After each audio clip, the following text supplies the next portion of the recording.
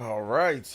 Looks like we are live. What is good, everyone? OJ here. Welcome back to the stream. Today, we got a great show for you guys, talking about a variety of different things, video game news, and more. So I'm very excited to get into tonight's show. Very excited about tomorrow. Tomorrow, we got actually a stacked day for you guys. Between live streaming, we're going to be doing some Assassin's Creed Shadows. I think we're probably going to do some Atelier Yumia, maybe. We'll see if we hit some bonus goals. We're going to be doing a lot of streaming tomorrow. It's going to be a fun day, so make sure that you tune in. But tonight, we're going to be talking about Assassin's Creed Shadows, the backlash that Ubisoft is apparently bracing their employees for, which that's where it's gotten to, where people just start harassing employees. You know, but if one thing, if the platinum game situation has taught me anything, people will say anything and do anything, especially not in today's day where you can make a bunch of money doing that, being a complete douche or being a weirdo. Like, yeah, people are gonna do it. Yeah, we're gonna talk about Assassin's Creed Shadows. Atelier Yumia demo went up. What are you guys thinking about that? For those who've played, we're gonna be discussing Nintendo Switch 2 hype lineup, games that are coming out, some of the videos that I've been doing on that, and more, and anything else you guys want to talk about. So it's going to be a great stream tonight. So yeah, looking forward to it. Now let's get into the shout outs. So if you're here in the chat, make sure you say what up. I'll say hi to all my lovely, beautiful, awesome, super cool people. So let's get that going. My man Dior, like always, is here. Shout outs to Dior. Dior is always here, bro. Dior is always here. Party Man Cart, what's up, Party Man Cart? Welcome to the stream. How you doing today, brother? The Great Wah, what's up, Great Wah? Scene Flexin, what's up, Scene Flexin? Welcome. Anthony Smith, Bead Queen, what up, Bead Queen? Meotocracy, did I miss the chat? I don't know what that means. Yak Diesel with the $4.99. Thank you so much for the $5. Appreciate that. And Yak Diesel says, already got AC Shadows Limited and Collector's Edition pre-ordered. It's going to be a mega hit. Forget the Incels and Rage Grifters. LFG. Yeah. Can't talk about it right now, and I can't talk too much about it. But I can say I've been playing, and things are interesting. I can say that for sure. Things are interesting. I mean, if you like Assassin's Creed, I mean, you might like this game based off the previews. If you're a fan of Assassin's Creed, this is an Assassin's Creed game. So shout out to my man Yak Diesel. Thank you so much for the $4.99. Appreciate that. Let's go. But yeah, look forward to my stream. I'm gonna be streaming Assassin's Creed. I think I might do it in the morning. So I'll be streaming it, and then like I said, I think we might go into a Atelier Yumia stream based off of like some donos or like goals. I'll have a goal up, so we might do both. So we'll see. We'll see how it works. Shout outs to my man Yiggity Yak, please come back. Yo, appreciate you. Thank you for the $4.99. Anybody else $4.99 more? You can beat up my man Yak Diesel at the top of the board. CBH for God is here. What up, CBH? Jeffrey Tucker, Daniel C, Elements 11 RMK, Robert Tolan. Yo, what up, Robert? Chris Wallace Music, Razor 531. Hey, OJ, how's it going? It's going good, man. Flightius. So, speaking of Atelier Yumia, I already got almost 6 hours in the demo. Well, no surprise since I got 200 hours in Rise of 3, 300 hours total. Yeah, I think obviously you're gonna like this one. If you like the Atelier games, this is an Atelier game. I've been playing it.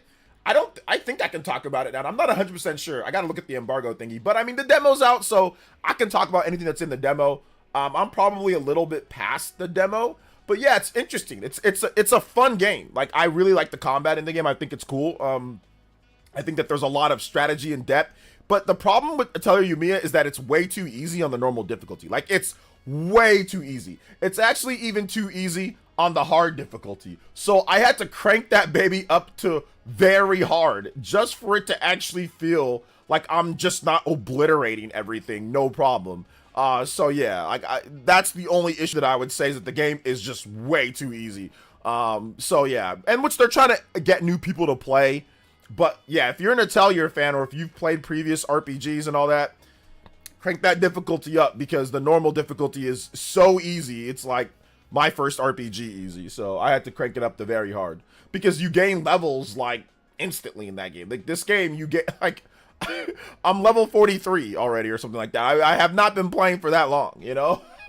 so yeah, it's crazy. What's up, Joy Boy? What up? Welcome. Orion Watch says Incels really trying to rally against AC Shadows. Yeah, it's all good. It is all good. I put it on very hard on the demo to keep healing, and have to keep healing after every battle.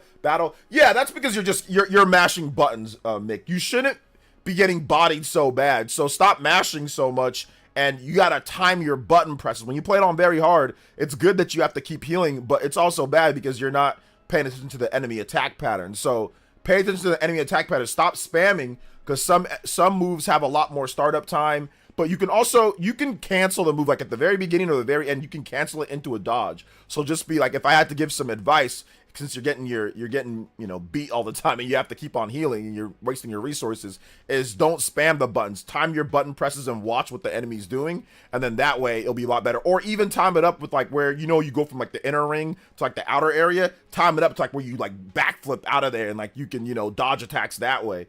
So yeah, just be careful with it. But yeah, it's all good. You'll get better and better. Yeah, there's a demo. There's a demo of Atelier Yumia that's on the eShop. It's on everything. You got to watch my videos, AFG. Watch my vids. You'll be informed. Hit the notification bell. I'll tell you the game difficulty has always been scaled bad. You have to go very hard or higher. Like, yeah, exactly. It's always been like that. But this one seemed a bit more apparent to me because of how powerful each of the characters are.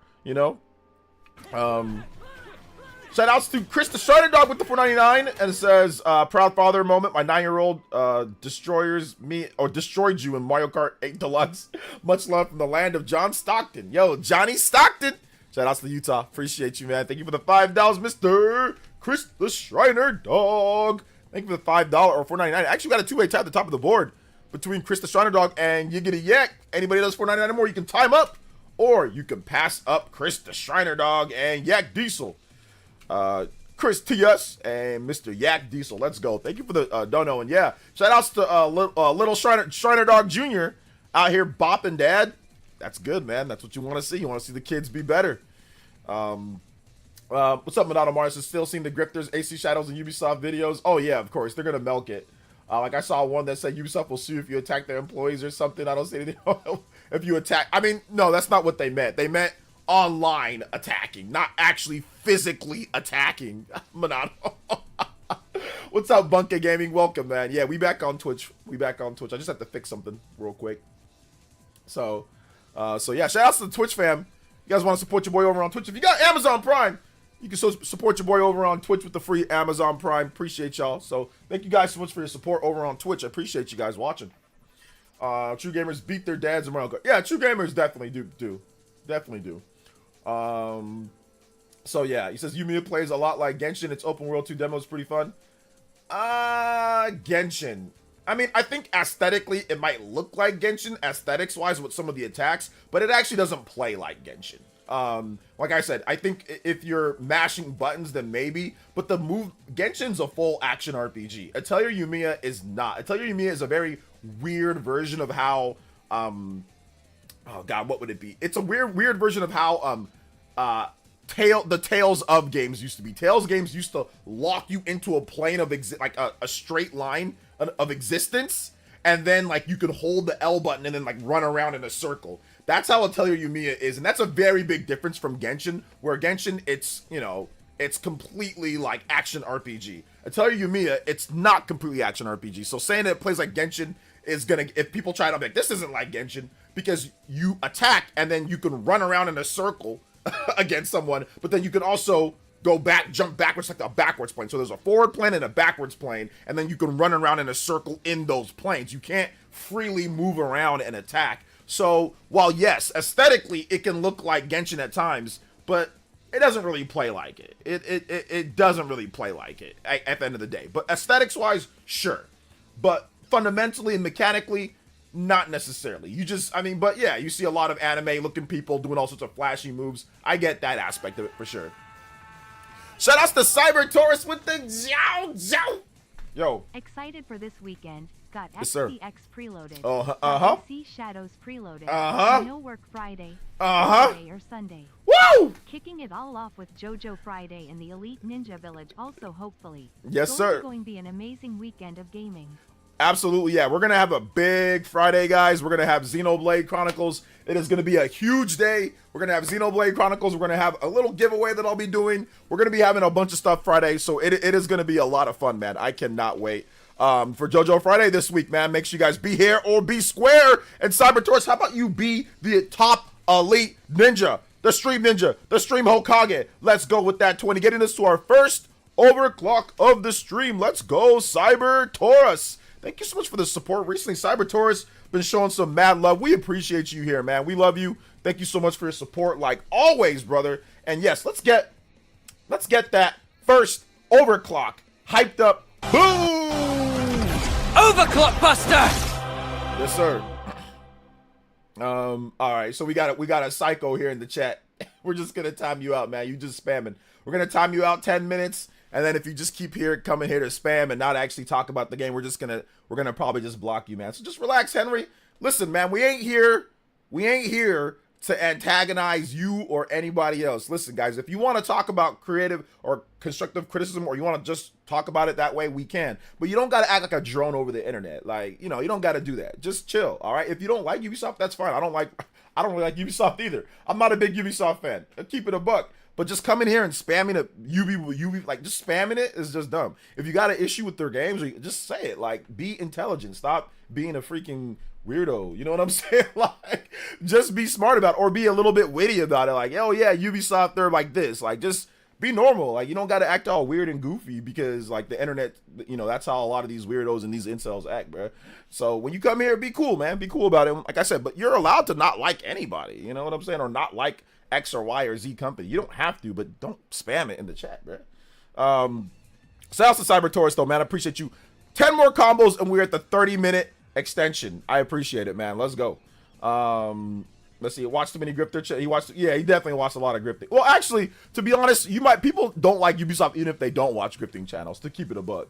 Essentially, Ryzen 3 with the ability to move freely in Ryzen 3, change the target to move. Yeah, exactly. But like I said, it's a little bit weird in terms of, but yeah, it's not like Genshin. It's not quite like that. But yeah, I can see the aesthetically. Oh yeah, and some of the like cooldowns and moves and stuff like that. Like, I get that, get that aspect. So yeah, Yumia is incredibly easy on the normal difficulty. So if you're playing it on normal, it's incredibly easy. I recommend turning the difficulty up, and even then, even on very hard difficulty, really the only enemies that are going to give you like a real problem are going to be like the fierce enemies in the game. The fierce enemies will definitely cook you if you're not careful. Or some of the bosses will definitely cook you if you're not careful. But if the regular enemies are, it's not that big of a deal, Let's see. I just finished Split Fiction, and I'm ready for Xenoblade Chronicles like Definitive Edition on Thursday. Hey, nice. Shout out to Casual Noob. Welcome. Dion Grenage, welcome. Shalifi says a little bit of both. People are hating for clicks, but shills for Ubisoft are going a little far, ignoring valid criticism. I mean, I don't know who's ignoring valid criticism. That's the funny thing about Ubisoft. I'm not sure who is. I mean, I don't know. I don't really see many shills for Ubisoft. I'll keep it a buck. I don't know any content creators that are shills for Ubisoft. Like, at least in the ones that I communicate with, I don't know any of them that are like any big content creators. I can't think of a single one that hasn't criticized Ubisoft in some way, shape, or form, or whatever the case is. So I'm not sure who is that, but I'm almost positive they're probably out there. Are reviews out? Not quite. Reviews are dropping tomorrow. Let's see here. I understand the comparison between Yumia and Genshin, to be honest. Yeah, both open world, but one is FTP gacha game, super grindy. Well, he meant gameplay-wise. He feels like there's some, I think aesthetically they look the same. Like, there's a lot of character design and stuff that looks similar to each other. And also, like I said, like, when you watch the battles, it's like, oh yeah, that kind of seems like Genshin too, So yeah. Brother, how can I download the demo? You can go on your system and go on the shop and download the demo. Like, do you not know how to use a system?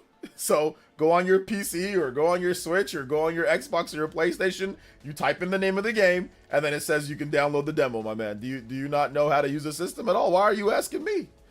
Go download the demo, bruh. Go Google search it. It's not hard. It ain't rocket science. Just search the game. Just search the game, homie. It ain't, It's not advanced. It's not calculus. You know. Let's see here. Bro, it's not showing in the store. Oh no, it definitely is. I've seen it. Actually, I got it. I actually was gonna capture some footage and play it on the Switch. I actually got it right here. If you go on the demo, it's right here. I went and searched it and it was right there. It's definitely there. So it's definitely there. Let's see here. Hey, what's up, Mr. Davis? Welcome to the stream. Make sure you're spelling it right too, AFG. Make sure you're spelling it right. What's up, Gajan? Welcome to the stream. How you doing today? Well, you know me, play tons of Genshin, so once I check out the demo, maybe I'll see why. Yeah.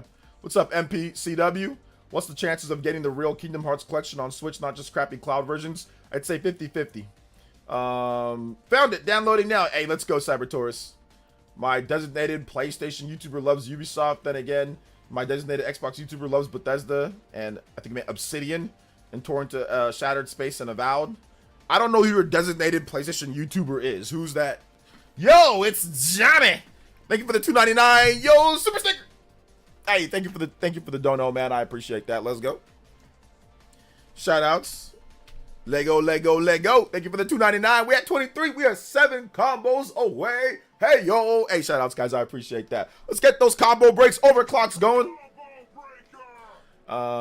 Let's get it. Shout outs, man. I like Xenoblade, OJ. Thank you. I appreciate that. Was that like a meme on what I said to RGT? How I was pressing RGT about not liking Xenoblade? Was that like a meme, Anthony? I don't know. What's up, Silver Ramos? Says Monster Hunter Wilds is God tier. Yeah, it's good. Let's see here. 2 more days for X. Never played. Very stoked. Oh, you're in for a treat, man. It's fantastic. Is AC Shadows available on Steam users who purchased the digital deluxe edition yet? No, it's not available. AC Shadows doesn't come out till the 20th, if I'm not correct, right? I think it comes out on Thursday or Friday, 20th or 21st. So, man said thank you as if he made Xenoblade. Oh, okay. Thank you. Any news about Wind Waker HD? Switch or Switch 2 tomorrow morning. I got a video. Slycrow, what's up, Slycrow? Welcome. I tried to finish Tears of the Kingdom before Xenoblade X came out, but I don't think I'll be able to. Probably not. But if you, I don't know, man. You still got a few more days. Bust it. Let's see here. A lot of stuff delayed. Not a shocker. What stuff is delayed? Gonna get AC on UB Plus exclusive to PC. Yeah, I bet it'd be okay on there. I'm playing on PS5. So yeah, my experience is just based off the PS5 version of the game. There was an Incel mod in a Discord I left today trying to say posting personal info of AC devs wasn't harassment. Yeah, that's once again, you got crazy. You got psycho people that think that that's not harassment. Bro, but I can't find the demo on the PS Store. Yeah, because you're probably spelling it wrong. So just look up how to spell it right and write it down, and then correctly spell Atelier Yumia. But I'm almost positive you're mispronouncing it, you know, so yeah. Or if you have the PlayStation app, I highly recommend, guys, download the PlayStation app. If you haven't download the PlayStation app, and instead of going on the PSN store through your console, it's all clunky, and using that, just use your phone. It's so much easier. And then just just type in what you want, and then you can download it straight to your system. I don't recommend actually going on your system to the store. I always recommend just using your phone. It's faster, it's built better, it's quicker. Actually, for all the systems. I mean, Nintendo, it's the worst because the eShop is not good going on there. But even with Xbox, with Sony, with everything, it's so much faster to just do that, in my opinion. Let's see here. Assassin's Creed was also delayed again. Do you mean the original delay to March? Because the game is coming out this week. It's not being delayed again. So you mean like the original where they delayed it to March? What's the best Assassin's Creed game, OJ? Probably Assassin's Creed 2 or Assassin's Creed 4. Those are like my two that I would probably say are the best ones. But then again, I'm not a big Assassin's Creed fans. Some of them might like the Ezio games. You know, I've played the Ezio ones, but I don't really love all the other Ezio games. You know, but I think most Assassin's Creed, or a lot of Assassin's Creed fans say that Assassin's Creed 4 Black Flag is the best game in the series. So, I mean, maybe that might be the consensus amongst a lot of the fans would be AC4. Zeus says, are my messages not sending? No, they're sending. I read your last message. So yeah, you can, bro, you can send the demo or anything from all the apps. They all work just like the PC or whatever. For Nintendo doesn't have an official eShop app, although you can just go on the website through your phone. But they all do the same thing, and then they give you notification when it's done. You know, they give you all that when, like, if they're done downloading the game or whatever, it'll pop up on the app. You know, for like, I use it all the time on PlayStation. I think that's the best way to go about it. You know, AC2 greater than AC4 greater than everything else. Yeah, I think AC2, AC4. A lot of people say those are like the best ones. When do you think Nintendo will launch its next Animal Crossing? Probably a couple years into the Switch 2's life. Animal Crossing usually takes a little bit of time before it comes out. Hey, what's up, Stealth? Hey, Stealth is back, and Stealth got his actual account back. So let's go to Stealth. Hey, shout outs, man. Let's go. Good stuff getting your account back. I've been waiting to play Xenoblade Chronicles X since 2015. I didn't have a Wii U back then. I'm glad it's finally coming out. Yeah, I know. Seriously, dude. Oh, wait a minute. You said AC3? AC3 is definitely not in the mix for the best Assassin's Creed game. That game, it's got a cool premise and it's got a great setup, but the game itself is not great. Like, it's not that it's not great. It's just not like good. It's just like okay. I mean, and depends on what platform you're playing it on. The performance is like terrible. Depending on what platform you're playing it on, like the performance is legitimately terrible. At least if you're playing it on PS3 360 or the Wii U. Wii U, the performance is just awful at times. But AC3, like I said, cool concept, Native American, you know, American Revolution, whatever the case is, like that's cool. I love me some Native American stuff, but the game itself, the gameplay in the game itself is just not quite there. It's just not quite there.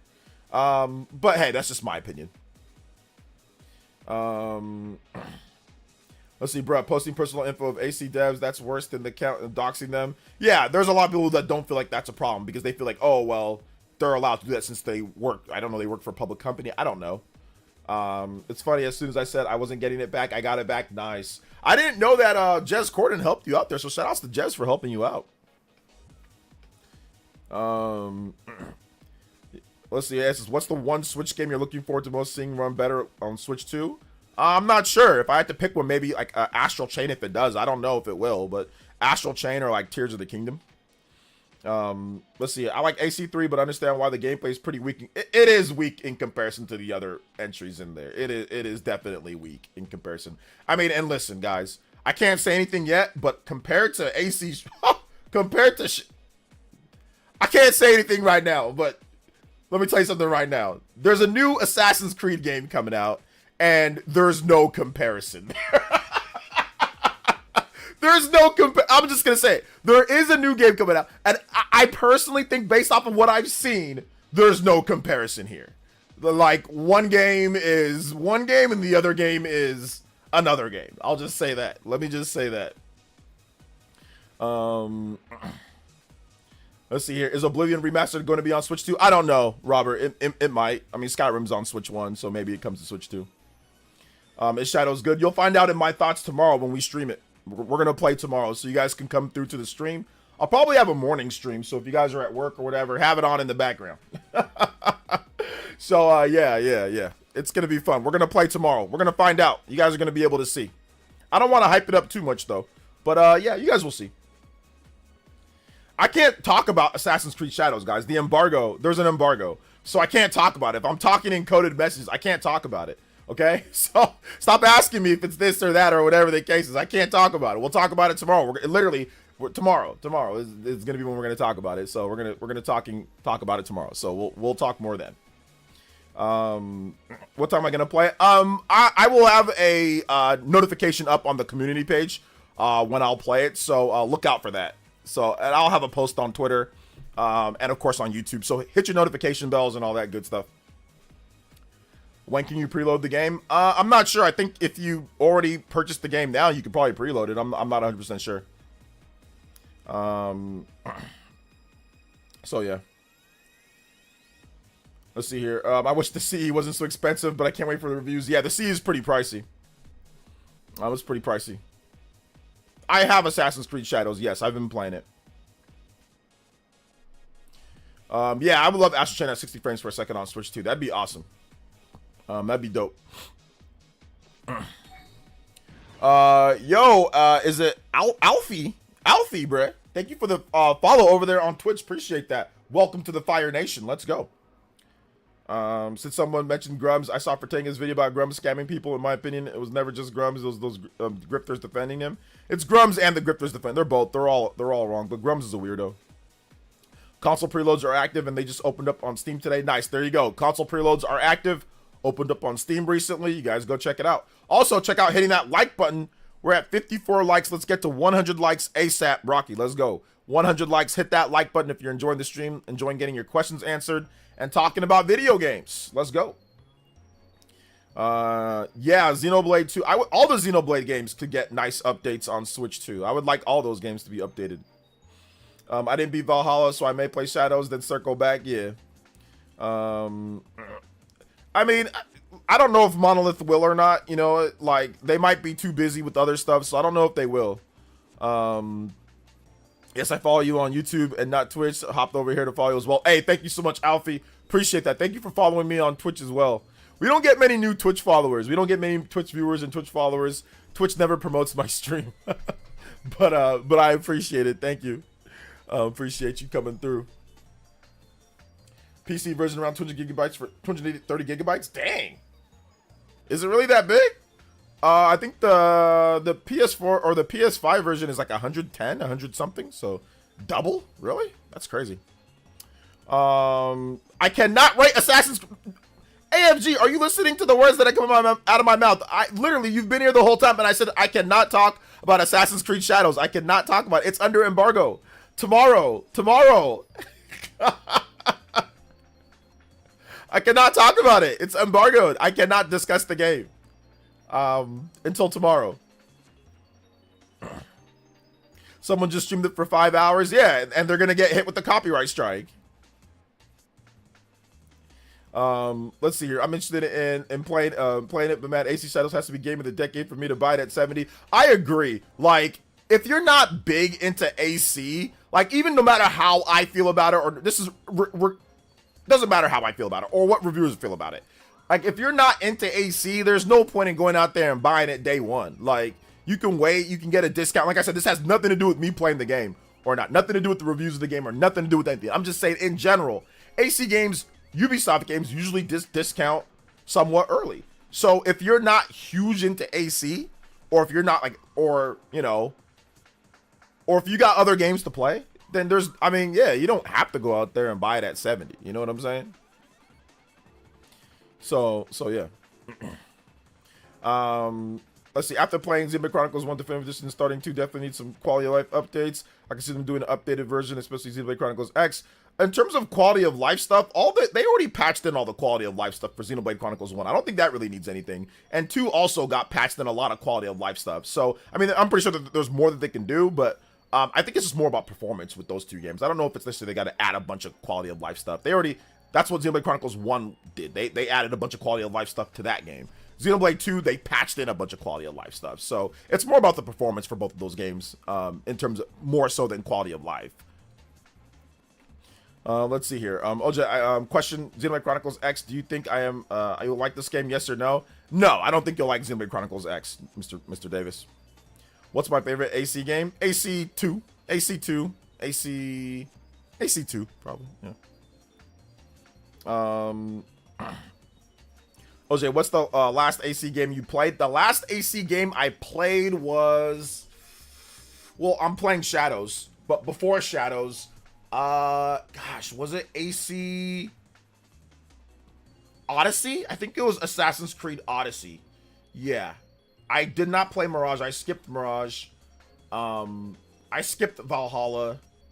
But I played Odyssey. That was the last one before Shadows. I didn't play AC Syndicate. No, did not play that one either. I played a lot of them. Like, when I say I didn't play it, guys, I mean like I didn't play it in depth. Like, did I start it up and see how it is, then drop it after like an hour? Yes, I've done that with, but when I mean like play it, I mean like actually like play it to where I know a lot about the game, not just, oh, I played it for a little bit. But yeah, I've pretty much played all the Assassin's Creed games, but did I really play them? No. I turned it on, I said I'm good, and turned it off. Like, did I really play Hi-Fi Rush? Not really. I played it for like 40 minutes, I said I'm good, turned it off. I mean, so technically, yes, I played it, but not really, you know? So yeah, Assassin's Creed, I pretty much played all of them, but the last one that I actually played where I put a number of time into it was Assassin's Creed Odyssey. So yeah. Are you happy with stealth and shadows? Listen, I don't know what part of it's embargoed and I can't talk about it that you guys don't understand. Like,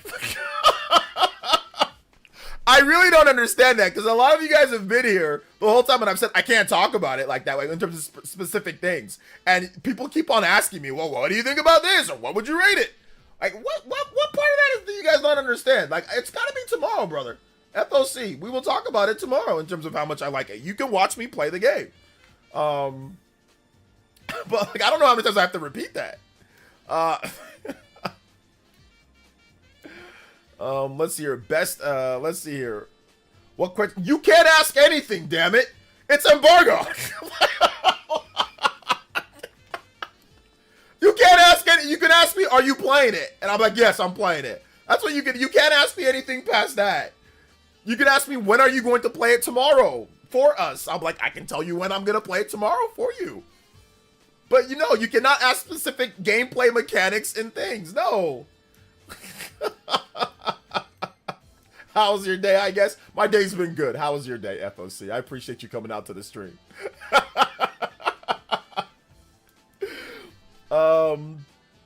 Best AC on Switch. AC2's on Switch, so I'd pick that one.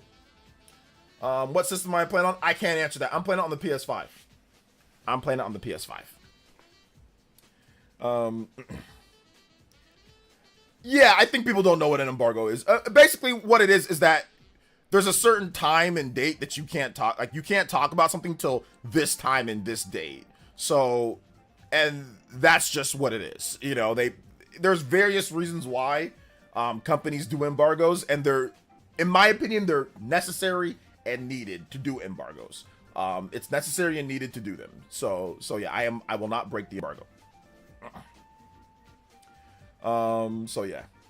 Listen, based off of what Ubisoft has shown, how about this, FOC? Based off of what Ubisoft has shown from the stealth, I'm almost positive the stealth in the game is good. How about that? I can answer your question in that way. Based off of what Ubisoft has shown from their gameplay videos with Noe and how she moves around and the little breathing thing and all, what she can do stealth wise and all that, I'm pretty sure the stealth is awesome. How about that? What's up, Juice Man Vaughn? Hold up. Why did Ubisoft send you a code? Whoa! Why can't I get a code? Wait a minute. Why can't I get a code from Ubisoft? Wait a minute. Hold up here. Just why did you send me a code? What's that supposed to mean? Why not? Listen, here's the answer is this. They wanted a black person to review the game because of Yasuke. He's black too. That's the reason why. They're sending it to all the brothers out there. All of the community out there. It's certified hood classic now. That's the reason why I got it. No, I'm joking. Ubisoft sends me all of their games. Believe it or not, I'm part of their little creator program. And they, for some reason, Ubisoft has me really high on their tier list. I don't know why. I don't know why, but they have me incredibly high on their tier list in terms of access and promotion, and I can go to events that they have if I want to. Like, I don't usually go, but they give me everything early. They give me a lot of stuff early, and they're always like, "Hey, OJ Player Essence, check this out." Yeah, they're pretty interesting. They're interesting. They actually even sent me something too. This was like I said, I think I'm moving up on their tier list. Give me 1 second. I want to show you guys this because I think it's actually you know what? I'll show you guys tomorrow. It makes more sense to show you guys tomorrow. But anyway, yeah, I don't know what I did to get there, but I am definitely somewhere high on there. They have tiers, obviously. They have like press, like normal press. They have YouTubers, but there's even tiers to YouTubers in terms of when they get things. I think maybe because of my coverage of Mario plus Rabbids, I think that's how I got up on their tier. Like nobody was really covering it for Nintendo. Like Nintendo content creators weren't really covering it like that. Like people were, but not really. But I was like really covering it, and I really enjoy Mario plus Rabbids, both games. So I think maybe that's how like they said, oh yeah, he did a good job with Mario plus Rabbids, you know. So I don't know. I'm not even sure, to be honest. I've only played the PS5 version, so I can't tell you what versions are worth it.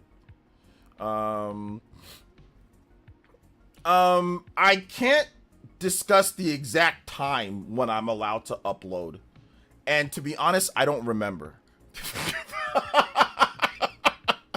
I don't remember the exact time. So yeah. So I don't want to say a time, and I don't remember the time. So yeah. I don't remember.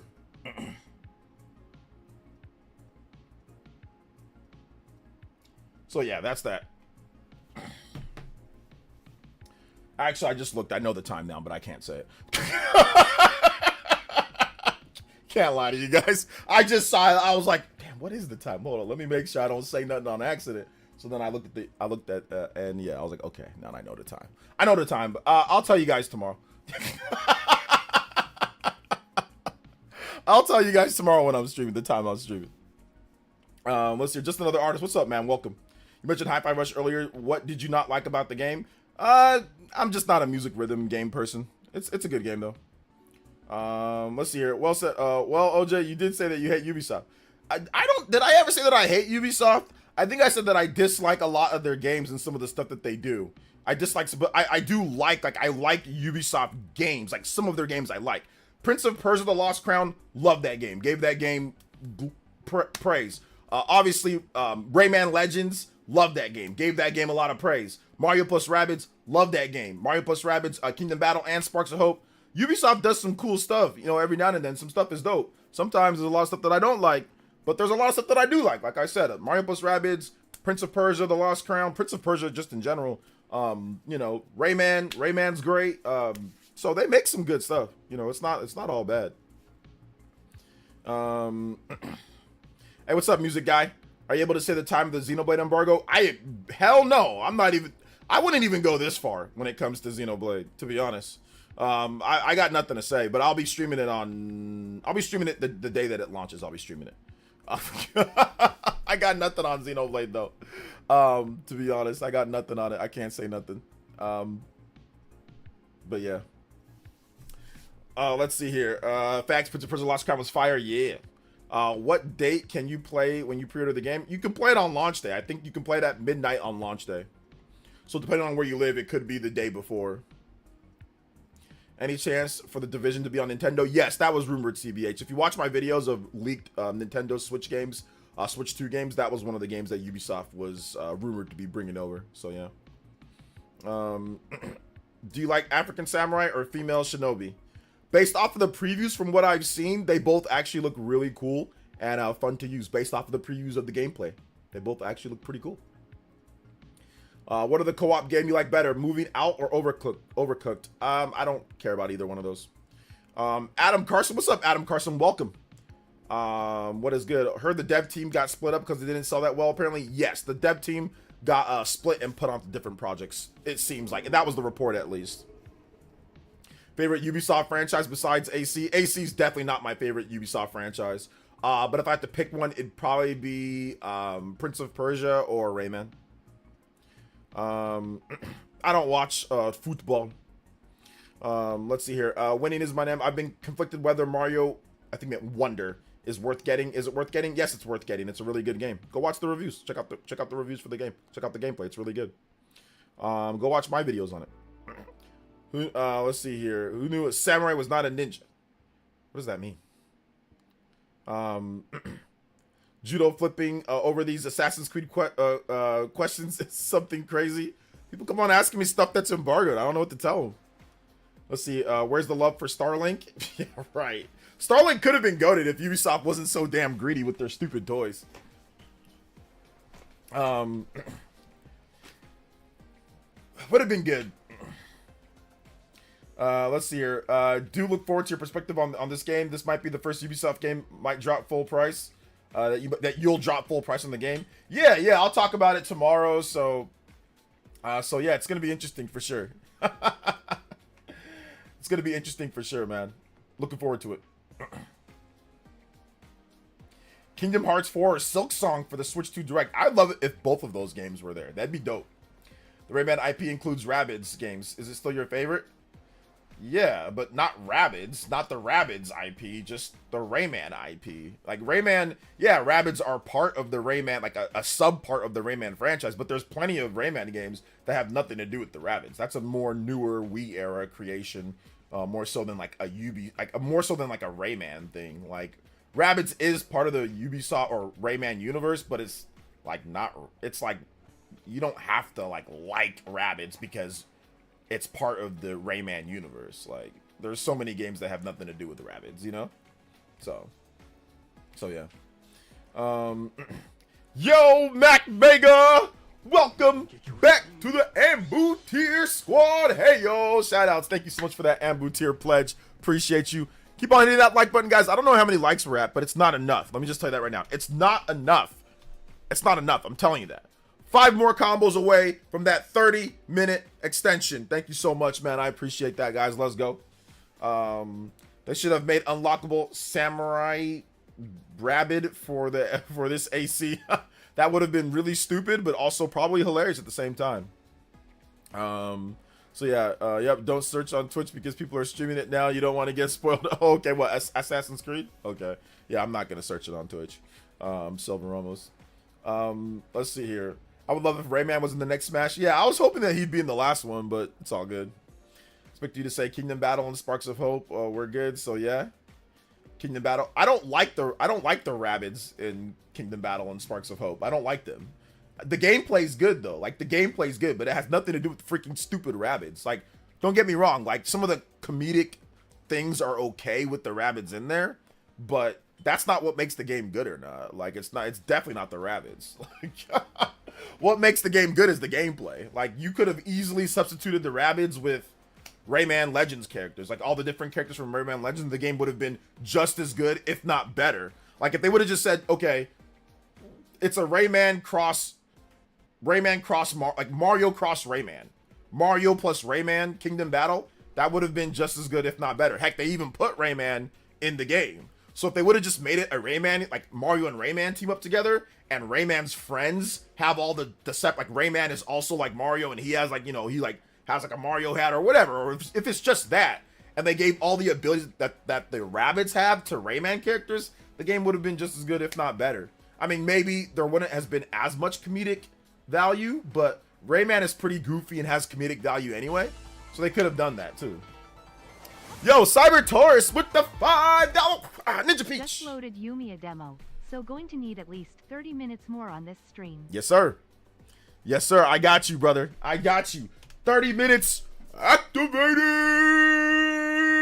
Let's go. Thank you so much, man. I appreciate that. We got the overclock.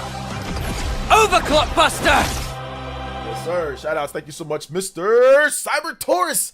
Extending your Hokage Elite to 15. Anybody else? 15 I've already been up. My man, Cyber Taurus. On the board. Yo, 30 as well. Thank you so much, Cyber Taurus. I appreciate you, brother. Shout outs, man. Thank you. You guys give him some love in the chat. Cyber Taurus sweeping the board right now. Let's go.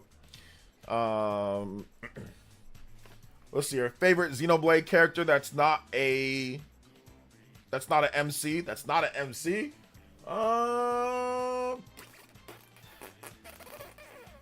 Is Malos an MC? I guess. Yeah, I guess he's one of the main characters. I don't know. It has to be like a Blade then, right? Like one of the Blades or one of the alternate other characters. I'm not sure. I haven't thought about that. I'd have to think about it. I don't want to give you a hasty answer and then change my mind later. Hey, what's up, Vito? Welcome to the stream. Shoutouts. Imagine a Mario and Sonic RPG game. The right developer could make that really good. Bomberman has to be in Smash before Rayman. Hey, I take either one, to be honest. Anyone got? Yeah, I got Suikoden. It's cool. Hey, what's up, Kevin the Speedster? Worst part of I think Rayman games is I don't like. I think Rayman games is Rayman. I don't like the art style. The Rayman art style is incredible. I love the Rayman art style. I think it's really good. Rayman Legends in particular, that art style is incredible. Now, maybe the previous Rayman games, I get that, but I love Rayman Legends art style. I love it so much. It's so sleek. It reminds me of some like a silly 90s Saturday morning cartoon, man. It is fantastic. But hey, I get it. Not everyone's going to love that style. But I think Rayman Legends is beautiful. The game is just beautiful. GoGo1327. Thank you for the tune in tier pledge. Appreciate that. Zeke is a main character, is he not? My man Go tune in tier pledge. Let's go. You guys give some love to Go. Join the Discord. It's in your perk package on the main page. Thank you so much for the tune in tier pledge. Hey yo, shout outs, man. Appreciate that. Thank you, Go1327. Yeah, Tyon's a main character. Noah's a main character. Mio's a main character. Zeke's a main character. Pyra Mithra are main characters. Nia's a main character. Shulk's a main character. Ryan's a main character. I mean, they're the main characters in the game. Now, the main character is Shulk. Like, the main character is Shulk. But those are the main characters. But the main character is Shulk. The main characters is Noah and Mio. There's two. Two of them are the main characters, both.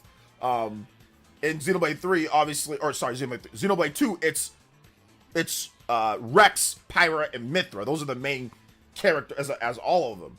Then like the support, I guess you can say supporting, but they're also main characters as well, right? So I guess you have to kind of break it down more and more.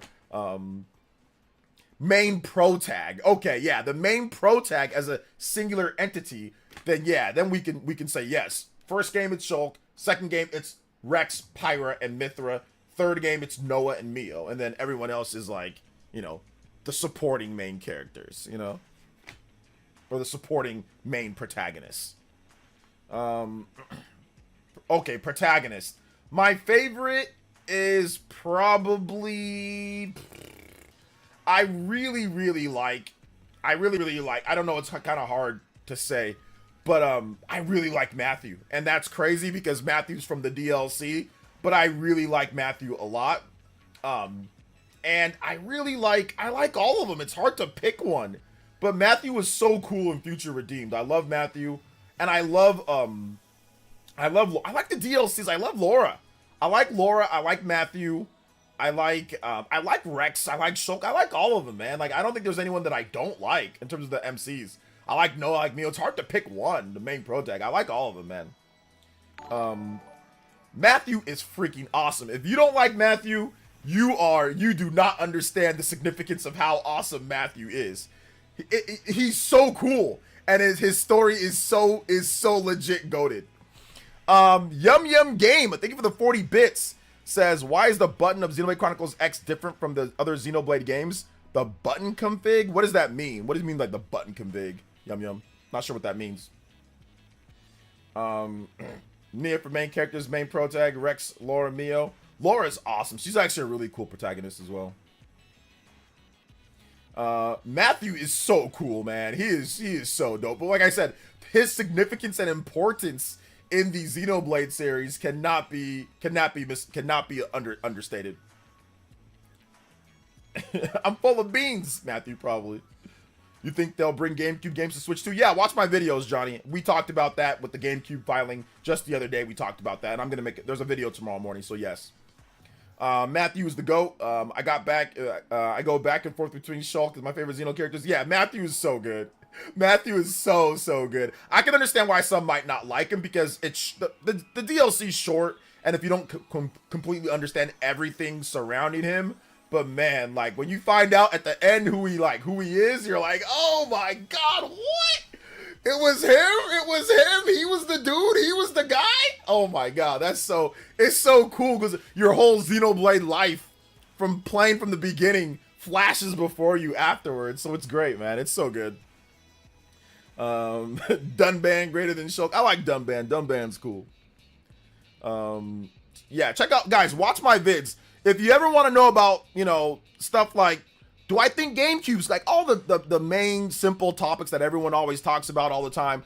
Those are things that we discuss. Not only do we discuss here them on the channel, but we discuss those in videos all the time. Like we always discuss that. So if you watch the vids, you'll be informed on all that good stuff and what I think about all that. So hit the notification bell. Watch the vids, guys. They're usually not that long. You can watch them on your commute to work. You can watch them on the way back. You can watch them whenever. You can watch them on the toilet. I don't care.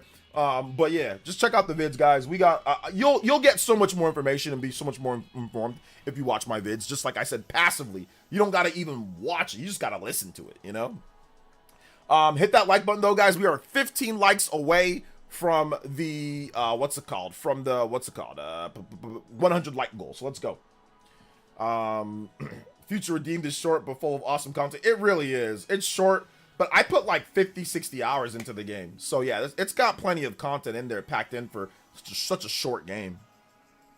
Like the jump button is the R trigger. Like the jump button is the R trigger. You can remap the buttons any way that you want. Yum yum. So if you don't like how it's mapped or whatever the case is, then you can remap it any way that you want. It doesn't really matter if it's mapped differently or not. Roger Einhart with the $5 dono. What's up, Roger? Was looking forward to Xeno X in 2 days. Never finished on Wii U. Found my Xeno cleaning cloth. I got it way back then. Yo, let's go. The Xeno cleaning cloth? The cleaning cloth? Hey, yo. I gotta give you an Ayo for the cleaning cloth. Let's go. Thank you for the $5 dono too, man. I appreciate that. Let's get some Xenoblade music too as well. Remember, if you drop a dono, guys, get your music requests in. So if you've dropped a dono today, you do get a music request, video game track. So I'll play something for you. But you can put it in your message if you drop one in the future. Xenoblade Chronicles X. Let's play Black Tar. Instrumental for Black Tar. Let's go. Let's see here. Hey, what's up, Alonzo Vines? Chimpo, I like Xenoblade Chronicles X because it felt more fantasy adventure with cool smells. I don't know what cool smells means, but I'm guessing that you're not really too into the story of Xenoblade games. But yes, the gameplay in terms of like the fantasy, like how it's like, I think you meant like futuristic, like kind of like futuristic fantasy. I mean, I don't know, because like skells and things like that. So like high tech fantasy. You know, whereas like Xenoblade games, they do have some high-tech stuff in there, but you don't get to pilot the high-tech stuff. you don't get the high-tech stuff in there. So I think maybe like sci-fi fantasy. It's like more sci-fi-ish fantasy. So I get that, you know, from a gameplay perspective. Hey, what's shout outs Alonzo. I got the Yumia demo on PS5. Did you say you're trying it on Switch? If so, how's it running? I have not quite played it yet. I just downloaded it. I'm probably going to capture some footage and see how it is. But, I mean, on PS5, it runs flawless. For the most part. I mean, there might have been a hitch or two here or there. But for the most part, it runs great. Shout outs, though. Will Nintendo release Switch 3? OJ, watch my vids. Oh man, seriously. Will they really? You should watch my vids. They will. I gotta remind you guys, man. I gotta remind you guys every time. Especially like when we just have a video and people say, "Hey, OJ, what do you think about GameCube?" I'm like, bro, we just talked about it. We just talked about it, and that video got 30K plus views where we went over GameCube and stuff like that. So, hey, man, it's all good. You know, it's all good. Or actually, no, was that video or was that? Hold up, let me double check. Yeah, that was that video. Yeah, that was that video. We got like, what did we get on that video? We got 30.5K views. Got over 70 new subs on that one. That one was humming. Let's see. So you were a burner for RGT. So were you the burner done for RGT's take on Xenoblade? No, that was David. David is it wasn't a burner. That was David, Casual Noob. That was Casual Noob in our stream that did that. The only reason why I didn't tell Casual Noob to say that. Apparently Casual Noob already had that question out like 2 weeks ago, and then John finally found it, or Casual Noob put it again. And I was just laughing because it's just funny hearing RGT act like he likes Xenoblade. It's just hilarious to me. So then I wanted to put a little bit of pressure on him for the comedic value of the stream, of course. So I'm like, well, You never beat any of the games. He said he forgot if he's even beat Xeno. How do you forget if you beat Xeno X or not? He doesn't remember. It was a long time ago. He can remember what color Hulk Hogan's panties are in 1994, but he can't remember if he beat Xenoblade X or not. You know, like. So it's just funny. So I had a little bit of fun. Obviously, I had a little bit of fun razzing him on the stream. You know. So yeah. Let's see here. Best Ubisoft game, Zombie U. I don't think that's the best Ubisoft game, but I did play and beat that game back on the Wii U at launch, and it was fun. Let's see. RGT proved he didn't play Xenoblade game. Last podcast exposed. I said, yo, well, what did you think about Definitive Edition? Didn't play. I was like, God dang, bro. I tried to give you a little bit of an out. I tried to give him a little bit of an out. I thought he played Definitive Edition. He did not play Definitive Edition. He's not beaten a single one in like a decade plus. He beat the original, which is fine, but he hasn't beaten any of the other games. So I mean, yeah, he doesn't like Xenoblade. He doesn't like Xenoblade. I think he likes some aspects of it. Like there's some things that he probably likes, but I would say it's a little bit of a stretch for him to say that he likes the franchise when you haven't beat any of the games but one of them, and that was like on the Wii, like nearly going on 2 decades ago. You know, back in probably 2012 when he played it. So not 2 decades, but a decade and a half ago or something like that, right? So yeah, he doesn't really like Xenoblade, but I mean, he's willing to give it a shot, which is cool. He's probably gonna make a video on it, which is also cool because it gets more exposure. You know, RGT has a good channel where people watch, and people will definitely check out things that he recommends. So the more people recommending Xenoblade X, the better. The more big content creators recommending Xenoblade X, the better. So at least I'm happy that he's playing the game and that he's gonna at least check it out and recommend it or maybe make a video on it. That's good. That's definitely a good thing. But I think it's a stretch to say that he's like a fan of Xenoblade. I don't think so. Let's see here. That's not backlash. It's harassment. Backlash, harassment, whatever you want to call it for the Quinn. What did I title this stream again? Ubisoft bracing for Assassin's Creed Shadows Online backlash. I mean, yeah, harassment, backlash, all that stuff mixed in together. It's gonna be a mix of all of it, right? So we'll see. Wouldn't surprise me if the main reason you like Xenoblade X is the visuals. I think it's the scales. It's the scales and the visuals. I don't really think there's anything outside of that. It's the fact that you can fly around in a scale and the graphics look good. I don't really think there's much more, which is fine. If that's the reason why you like a game, that's the reason why you like a game. But yeah, I don't really think it's not because of the gameplay. It's definitely not because of the gameplay. He can't explain why the gameplay is good or why he even likes the gameplay. So yeah, but that's okay. Like I said, the fact that we're talking about it, the fact that he's talking about it and he's not a big RPG guy isn't cool. Like I like RGT's the homie, man. So it's cool that he's talking about it. And once again, hopefully he makes a video. More people can hear about Xenoblade. The more publicity, the better. So yeah, man, it's great. You know, it's good. That's a good thing. How do you expect Xenoblade Chronicles X will run on the Switch? It'll run fine. It ran fine on the Wii U. It'll run fine on the Switch. To me, Xenoblade 1 is a 10 out of 10 masterpiece. The other games are great, but I give them 9 out of 10. 3 is definitely better than 1. I can understand 2 even being lower than a 9 because of the base experience. But 3 is better than 1. That's what I'll say. And Future Redeemed's better than 1. Future Redeemed, it's not better than 1 because it's not much of a game, but the way that the game is structured, the experience definitely is a lot smoother and, you know, can be better than 1 at times. It's not because of the overall content, but 3, I would just say 3, which encompasses the DLC as well. 3 to me is better than 1. I think 3 can absolutely be a 10 out of 10 masterpiece compared to 1. Because 3 has, at the launch, it had all the quality of life features built in. Definitive Edition fixes a lot of the issues that 1 had. 1 had a ton of issues. It's a great game. It's really good. It can be a 10 out of 10. That's fine. But there was a lot of issues, even back then with 1. And then Definitive Edition fixed most of those issues. But Xenoblade 3 launched completely fine. There was really no thing that they had to patch or patchwork to it or anything. You know, it was built in with all the quality of life features and everything that you would expect or that you would want in the game. There's some annoying things here and there, but I think gameplay wise, it's definitely better than 1. 100% better than 1. in terms of gameplay. But it is subjective, right? Like, do you like the Monado and how the Monado arts work, or do you like Uroburos, like, you know, and how that works? I mean, if you like seeing the future and that type of vision gameplay, then that might be better than having like Uroburos and doing the crazy amounts of damage and stuff like that. But they generally are the same type of games, you know.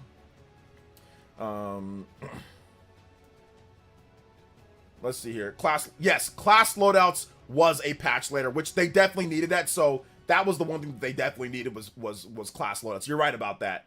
They needed class loadouts. That was the one thing that they had to patch in. Overall. But yes, that was sorely needed. Oh man, that was sorely needed. So yes, my bad on that one. But Xenoblade Definitive Edition had a ton of quality of life features that they had to like put in the game. Like, so yeah.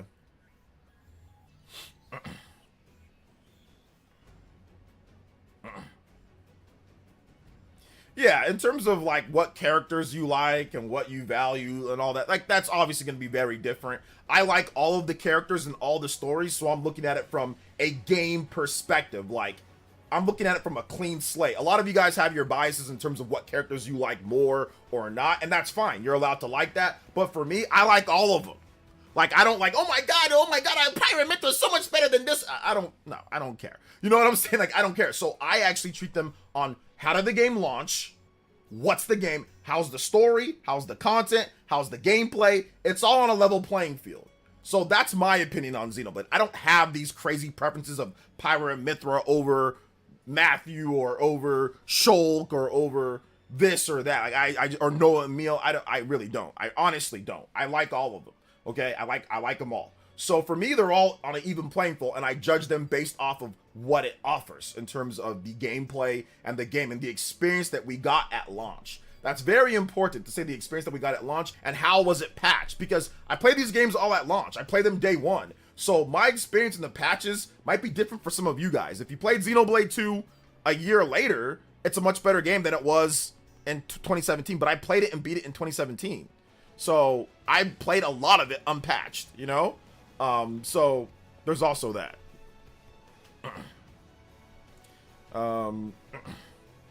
Xenoblade X is not better than the rest of the games. That tells me you haven't beat the other games. There's no way that you beat the other games and you would put X over them. Otherwise, or you simply don't care about story in video games. It's one of those two options. Either you ain't actually beat the other games, or you do not care about story at all in games. Because you can't tell me that story is that good to where it jumps up over all the other ones. That's crazy, to me at least. Oh my god, Henry came back after his thing. Oh my gosh. All right, man, we're just going to put you in timeout for 24. Thanks for coming out to the stream, man. I appreciate you. You must be out here watching some of these grifting channels or something. RGT's gonna play what's it called? Gonna play Assassin's Creed. He's playing it, or he's gonna play it. Do I need to play 2 to understand 3? No, but you should play 2. Like, you should play 2. It helps you understand it a little bit more. But no, it's its own characters, it's its own story and its own world for the most part. But I highly recommend playing all of them in order. You know, I recommend playing all of them in order and not playing them out of order, or not playing 3, then playing 1, then playing 2. I recommend playing them in the exact order that the games came out. Call me a traditionalist. Only that makes Xenoblade X better than original games music. But the music, yeah, and even that's like, the music's good, but I don't know if it's better than Xenoblade 3 music, but it's good music. Never played any of them. Any suggestions to start? Try first. The first game. Play, guys, usually 95% of the time, 95 to 99% of the time, when people say what game should you start with, it's usually the first game. Most of the time. Sometimes it's not, but most of the time, just start with the first game. You can never go wrong with just starting with the first game. You know? Don't start from Xenoblade X. No, I disagree. Do not start from Xenoblade X. That might be the worst one. No, it's not the worst one to start with. Start with Xenoblade 1, Definitive Edition. Start with that. Start with that one. Xenoblade Chronicles X music is mostly hits. It's mostly great music. What's your order of liking Xenoblade? 1 through 3. Check out my video, my Xenoblade games ranked, and you can find out what I ranked there. I'm gonna link it for you guys since we're talking about Xenoblade. The Nintendo Switch 2. Oh, what the heck? Perfect storm. Oh, what happened? And planned What? Hold up. For a system. Why is my audio playing? Hold up. I don't even understand why my audio was playing. I'm trying to link it for you guys, and all of a sudden my audio starts playing. My bad, guys. Hold up. All right. I didn't even press anything. That's just YouTube being ghetto. Like, legit did not press anything. Okay, I just opened up my YouTube Studio app and then something just started playing. Anyway, Xenoblade ranked. OJ, I know I got stream sniped by myself. That was crazy. Let's see here. So to play in order, I need to play X after 1. You can play X at any time. You can play X at any time. It doesn't really matter when you play X, but I just recommend starting out with the original Xenoblade first. That's what I recommend. But if you want to play them in exact order, like Xenoblade 1, Xenoblade X, Xenoblade 2, Xenoblade 3, you can do that too as well. That won't hurt. All right, so if you guys want to see every Xenoblade, get every Xenoblade ranked. So if you guys want to see that video, the video is right here. Go watch that vid, and I give you guys my ranking. Sorry, can't divulge the YouTube secrets videos on stream. Let's see here. 1 and 2 are interchangeable in my opinion. They are, but don't. They are, but don't. I don't recommend doing that, because if you do that, 1 doesn't hit. 1 doesn't hit as hard if you do that. That's the main reason why I say don't do that. Yes, you can do it. Technically, you can do it. Sure, but it doesn't hit. There's a certain aspect that I'm not going to spoil, even though the games are old, that part won't hit if you play 2 before you play 1. So I don't recommend even doing that, you know? I highly recommend starting with 1, because like I said, there's a part in 2 that legitimately, if you play 2 first, it completely spoils 1, you know? It completely spoils like a setup and a thing for it. So I don't recommend doing that. I still recommend playing 1, then 2. Let's see here. What's your guess? All right, hold up. Let me do this. What's your guess on the white suit characters from Xeno X? I'm not gonna answer anything like that. So yeah.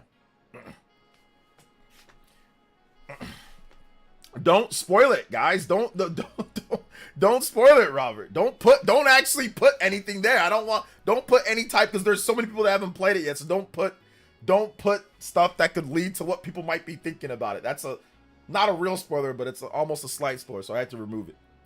RGT's a Xeno X tuber now, and he's gonna ride the wave to 1 million. Yeah, right.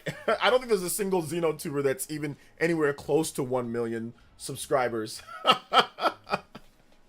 Yeah, so Xeno tuber is definitely more of the niche audience, but yeah, maybe one of these days for sure. Best Nopon? The Nopons are cool. Ricky's cool. Tora's cool. You know, they're all cool. I like Tora. Tora's got Poppy. Poppy's dope. But Ricky's cool. Ricky's also really cool. I like both of them. Let's see here. I need to finish Xeno 1. I'm still trucking through Rebirth first. Psychopie, you're so far behind, bro. By the time that you get caught up, you're gonna be like 30. Play Xeno X, play X for 5 hours. No, he got the Skell. He got the Skell. He said that he got the Skell in Xeno X, so he definitely played for at least like what 30 hours or something like that. But he probably got I think that's what he wanted to do. He wanted to get the Skell, fly around, and then he was like, all right, I'm good. He probably called it a day after he got that Skell from the Wii U version. So yeah.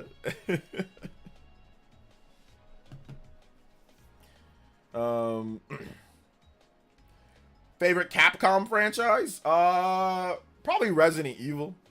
Yeah, Resident Evil is probably my favorite one from Capcom. Let's see here. Play Xenogears first, then Project Cross Zone.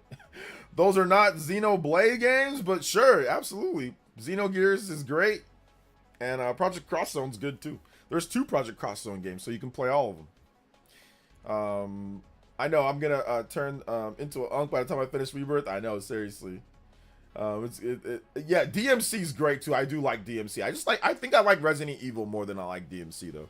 Like Resident Evil, the third-person Resident Evil games, I'm always excited for the new Resident Evil game. Like I'm always like, oh, here we go. DMC, I'm excited to play it, but I like Bayonetta more than I like DMC, so I'm not as excited. After Bayonetta came out, I instantly liked Bayonetta more. Like I thought Bayonetta was a better game, so I don't get quite as hyped. Even though DMC is very rare, we get DMC games.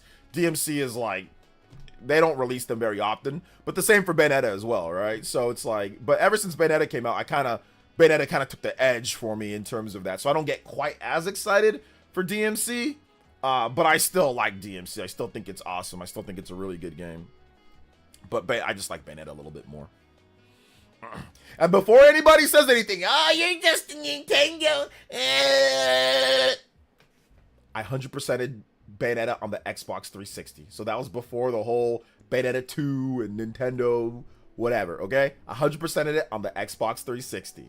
So I just want to make sure that I put that out there before some of you, I already know what some of you weirdos are thinking. So not all y'all. But anyway, if you guys want to watch my full playthrough, I have a full playthrough of Bayonetta 1. I think on my last channel, my Playerson's Gaming channel. I think I have or is it on this channel? I don't remember, but I have a full playthrough of the game. If you just look up Playerson's Bayonetta 1 gameplay or playthrough part 1 or whatever, I have a full playthrough of the whole game on Xbox 360. So, oh, do you like zombie games? Not really, but I mean, I'll play them.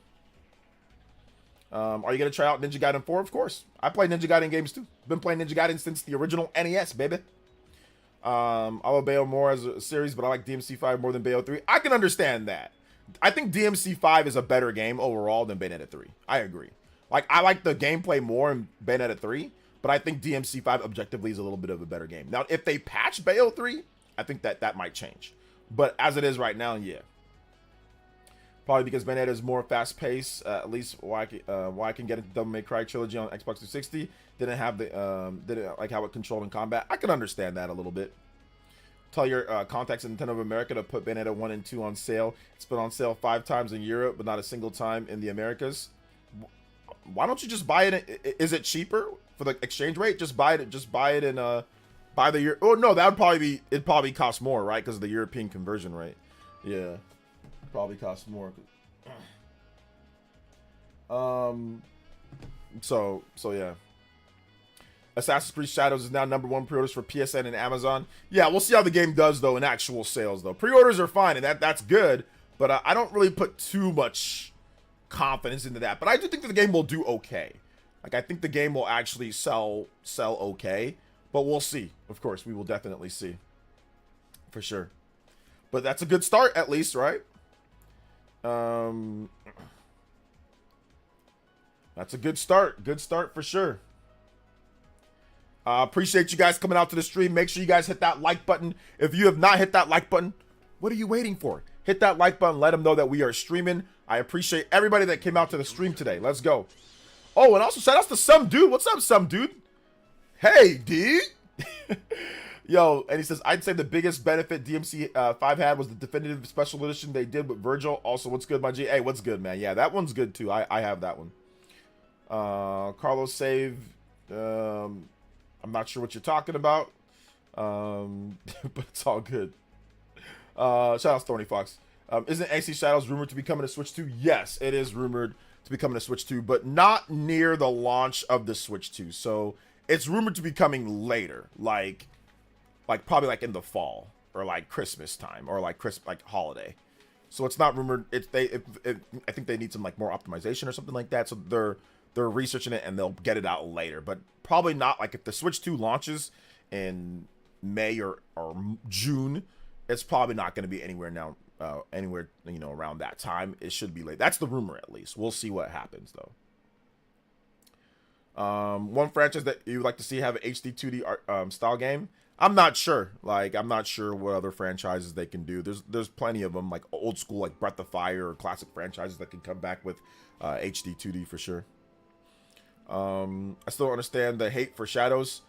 There's a black main character, if you want to be honest. Like, if you want to keep it like at its core root, that's the part that they don't feel that should be in the game because they feel that it's not historically accurate. That is the root of the issue. But Assassin's Creed has never been historically accurate. There's also no shinobi named Noe, you know, some female shinobi that ran around killing Japanese Templars. That's also not real Japanese history either. But yeah, that's the root of the issue. Shout outs to Paul Gale Network with the 43 months. I appreciate that. Thank you for the 43 months. So yeah, Valhalla wasn't accurate at all. Well, people are complaining because they feel that Ubisoft said that the game was really historically accurate this time in interviews and stuff. And I went back and watched them. They just said, yeah, we have a lot of historically accurate things in the game, which they do. There are, you know, Nobunaga and, like, you know, some of the areas, the locations, the sceneries at that time and all that, based off of the, you know, if you watch film or if you look at the pictures that were painted by the artists of the time, a lot of the scenery and stuff from what they've shown is similar. So there is some historically accurate things in terms of stuff, but the whole game isn't 100% historically accurate. And yeah, like I said before, Ubisoft never actually said that, but I think some people maybe took it that they meant that. But yeah, Noe or whatever her name is, the female ninja, she's not real. There was no Noe or whatever in the game, and there's a bunch of characters in the game that weren't real either. So yeah. So like I said, but some people took it. I think maybe some of the Ubisoft employees got a little bit maybe overzealous with the actual historical accuracy. But once again, like I said, they never said it was 100%. Let's see here. Neo. Well, yeah, Neo never advertised it as historically accurate though. Like Ubisoft, they've advertised as, oh yeah, we use real historical figures, which they do. Ubisoft has always used some historical accuracy. Now, obviously, they play on that, a lot of playing on that. They don't, you know, they always say that it's a work of fiction. Hey, look, the characters are this, like, but yeah, there is some historical accuracy to a lot of the Assassin's Creed games. There are a lot of places, time periods, what it would be like at that time in terms of like the population and what they did for fun or what it was like, or the structures and the buildings or some like the armor, or like, you know, there's things that are definitely reminiscent of what the art books and what the historical, you know, things were at that time. But it's not 100%. It's not like everything. There are definitely, there are a number of things that Ubisoft has not gotten historically accurate, whether that's on accident or on purpose in Assassin's Creed games. And it's been like that since, like I said, since the beginning, since the first one in 2007 with Altair, you know, and the Crusades and stuff like that, right? So it's been like that for a long time, for going on 2 decades now. Assassin's Creed is going to turn 20 years old in 2 years from now, so 2027, and I've been playing from the very beginning. I was there. I was in college. It was my junior year in college, if I'm not correct. Yeah, my junior year. And Assassin's Creed first launched on the 360 and PS3. That game wasn't very good. It was overhyped, but, you know, it was a start. People liked certain things. It was repetitive as hell, but there was some cool things in the game, jumping off, like the towers, jumping off, you know, hiding in haystacks, and, you know, the stealthy assassin kills, like how you could do them. There was a lot of cool things, and it's evolved a lot over the years. Like, it's evolved so much over the years. If you go back and play that first game, oh man, that first game is rough.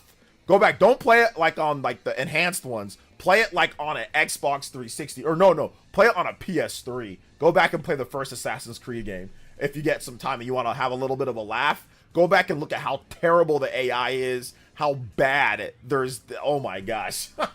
The first Assassin's Creed game was, oh my gosh. That game is interesting. It is interesting. You'll be doing 3 separate things the whole freaking game.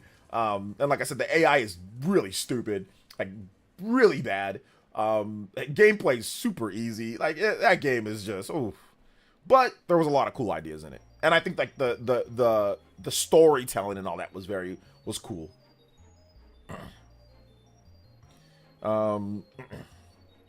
It's like Uncario said, there's some comical mistakes in the game about Japanese culture. Even the DLC contents are clearly Chinese culture, not Japanese. But yeah, but once again, they've always done crossover things like that. They never said that they wouldn't, but they have those type of things that are from different cultures in other games that have nothing to do with that, though, Minato. So they never said that they were going to be historically accurate with all of our DLC and all of our content. They never said that, and they never said that it was Japanese DLC content. That's the problem that I have, is that a lot of you guys are taking it as if Ubisoft said that everything is going to be so historically accurate, and it's the content, like, that's the problem. Like, they had all sorts of stuff from different cultures in other Assassin's Creed games.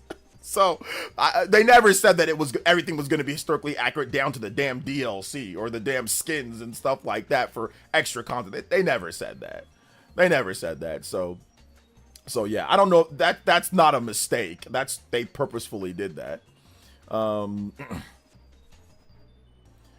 Let's see here. Passive aggressive insult. I'm not buying Mario Odyssey 2 because plumbers don't actually go through pipes. It's not historically accurate with the plumbers, right? Yeah. Let's see here. So it's all good. It's all good, man. Assassin's Creed games, you don't have to grind through the games. Like, you can just rush through the story, but, you know, based off of my experiences, that some missions are worth doing, some things are totally not. But I think that hopefully, based off of, you know, some of the stuff that I've seen online with Assassin's Creed, like in terms of Ubisoft, it looks like some of the bigger missions in this game, like if you go do the extra stuff, it's going to reward you with really good equipment and armor and stuff like that, like legendary armor and things. So hopefully the side missions and all that, I can't speak from my own personal experience because embargo, but from what I've seen, the side missions and stuff like that seem to be pretty good, you know, and seem to be, you know, well done.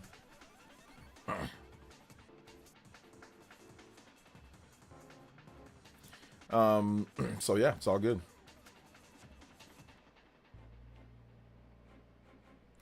Rumors we should be getting Resident Evil 9 announcement this year. I think Resident Evil 9 should be announced sometime this year. It's been a while now. Noah's playing Assassin's Creed Black Flag and thinking to themselves, wow, look how historically accurate and beautiful. Yeah, the pirates, man, the pirate age. Swashbuckling. Yeah, but like I said, I think it's because I did locate the interview. At least I thought I located the interview that Unkaria was talking about last time when we had that big discussion. And yeah, basically they said, yeah, we have the Ubisoft developers were talking about how, like, they have a lot of things that are like, we went back and we looked and we did historical, like, we researched and we went through and we looked back at the history books and this, and we have a lot of things that are. So I think some people took that as the whole game, right? Some people took that as the whole game or everything or most things in there, which is why you get some of these insane nitpicks that people are doing that have literally been littered throughout the history of Assassin's Creed. Like, they've always stated, hey, we have a lot of things that are historically accurate and all this, but this one is heightened because, one, it's Japan, and two, it involves a black person. So, like, those are the reasons why these things are heightened, you know what I'm saying? So that's the reason why. One, Japan, people have been wanting to go to Japan for a long time when it comes to Assassin's Creed. And I said two, black person, and then three, obviously the climate that we live in today when it comes like to the grifter communities and things like that, stuff that they can latch on to. So this is one of those, that's the reason why it's getting blown up. But if we have this same climate now, back when Valhalla came out or back when the Ezio trilogy, people would maybe be making the same complaints with historical accuracy and all that. But like I said, but we just didn't have that back then. Gamers back then in the 360 PS3 era, dude, they almost legitimately did not care what the hell a developer said about a game. Like, I know because I was there. Gamers, yeah, it's cool. Developer says something, but we want to see the review scores. We want to see the gameplay. We want to see what the game is about. Gamers back then cared more about the actual game than the theatrics surrounding the game. A lot of gamers today care about the theatrics, care about the other things. They care too much about what people are saying online. They care about so many other things. They care about, you know, they have all sorts of agendas, goals, and stuff, like in terms of their own personal like people put political stuff and all that. People make things crazy. Back then, people didn't care if a game sent a political message. Was the game good or not? You know? That's all people cared about, whether the game was good. Sup, you know? OJ. Sup? Happy Mario Monday. Just finished that god-awful stage from Mario Wonder. Jump, jump, jump. Oh. Now I gotta do Spring Feet 2. Nice. I ain't doing Spring Feet 2. Fuck that shit, I'm out. Wow. Finish it. Finish the fight. Halo 3. Finish the fight. Don't give up. Don't give up. Never give up, man. You got to do it, bro. You got to do it. Thank you, Minato. Or sorry. Thank you, Super Christian Mirrored with the $3 donut. We are close to that 45-minute extension. Hey, yo, thank you so much, man. I appreciate that, guys. Let's go. Thank you for the $3. Let's go, man. You got to finish it. Uncario acting like OG attacked the family. Yeah, he got pretty fired up about it. I appreciate the passion, though. I appreciate the passion. Like, I'm not hating, man. Sometimes I get fired up too. It happens to the best of us, or it happens to all of us at times. So clearly, he was very passionate, and apparently he's lived there, or maybe he's part Japanese, or he is Japanese, or something like that. So he's very passionate about it. And once again, yeah, you know, I get it. You know, I get it from that aspect.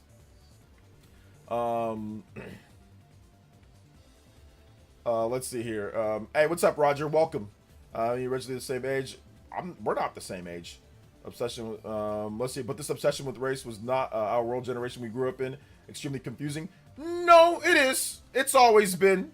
The thing is that now we have the internet, and now the internet amplifies what was already a thing, you know, before. But no, there's been the same problems that we have always been. Now just more people are allowed to spew it online. That's the only difference. If everything was available, especially like back in the day, if everything was available, it'd be just as bad, if not worse. But the problem is that we did not have the forms of communication, and there was more segregation growing up back then. There was more, communities were more separated because the income of Black or the income of Latino was much lower. Now, obviously the incomes have went up for everybody, but I would say that the income gaps that we're seeing is a little bit better. So now throughout the years, obviously more segregation, so therefore a little bit different overall. But yeah, it was like that back then. But like I said, the difference was how people said it. About you the know, drama behind the game because they're woke. Yeah. We was asleep before. Now we woke. Can we be asleep again? I miss those days. But Lol. here's what I will agree with you with Roger. I do think that people, that when it came to gaming, when it came to actual gaming, people were definitely more worried about whether the game was good, more so than like color, on all sides. Back then, it didn't really matter. You know, back then, whatever color, it was fine for the most part. You know, a lot of games didn't have other types of people though, like Black people and like as main characters and stuff. A lot of the games from the era that we grew up in, it was just like the standard white guy, you know, and it was like whatever, you know, if that's the character, that's the character, you know. But yeah. Shout outs to Super Christian. I know I never cared. I never cared. I thought that as long as the game was good, I did not care what the character I was using was like. You know what I'm saying? Like, I just cared about the game being good. But now there are a lot of gamers who care about all these other things that have almost nothing to do with the game being good or not, like the controls, the gameplay. They care about all this other stuff. But there's also, like I said, a lot of grifters and people that have not the best intentions when talking about this type of thing, because once again, they have their own personal biases and things that they want to insert into everything when it comes to games and all that. So weirdo stuff, online movements, political stuff, all this other stuff, right, that people want to insert into everything these days. Shout outs to my man Super Christian Mule. Thank you so much. 3 more combos and we'll get yourself a 45-minute extension. Let's go. It's exactly, back in the day we didn't complain about Tomb Raider main character as a woman. People are weird. Back then it was seen as, it was like a ho-ho. It was a ho-ho movement back then. People were like, people played the game because it was like, wow, look at this hot woman that I can play as. So you just had a lot of highly excited teenage boys that played Tomb Raider for a certain reason. The game sucked, but people didn't think so. A lot of people, especially Europe, they did not think so. The original Tomb Raider, but it was cool. It was like, yeah, it's cool. We got a cool hot character to play as, and she's raiding tombs and got double pistols, and she can shoot bears, and all sorts of crazy stuff could happen in this game. So that's what people, they thought, hey, I like that, you know?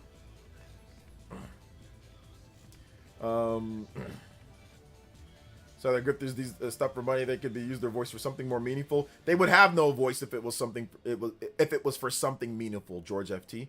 Grifters wouldn't, a lot of these grifters are actual failed content creators where they couldn't just talk about games normally. This is the only way that they're going to actually get people to watch their stuff. This is the only way. Cyber Taurus with the $3 dono. Just pre-ordered Yumia.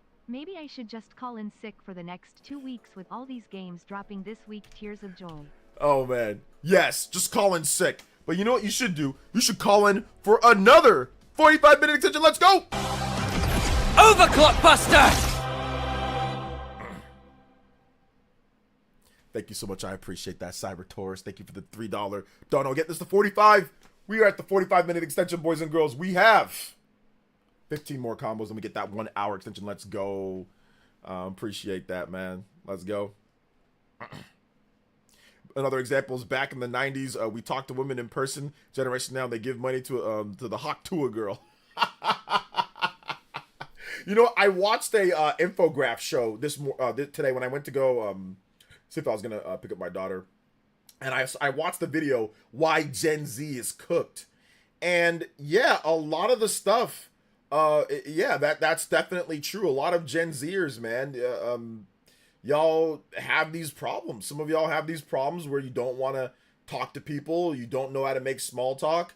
There was one interview, and this is all based off of facts, where one Gen Zer, he brought his mom to the interview with the guy, like with the person that was he brought his mom. Like, there's no way. I've never even thought about bringing my mom. When I went to go get interviews when I was a young man, I never even thought of that. Was not even an option.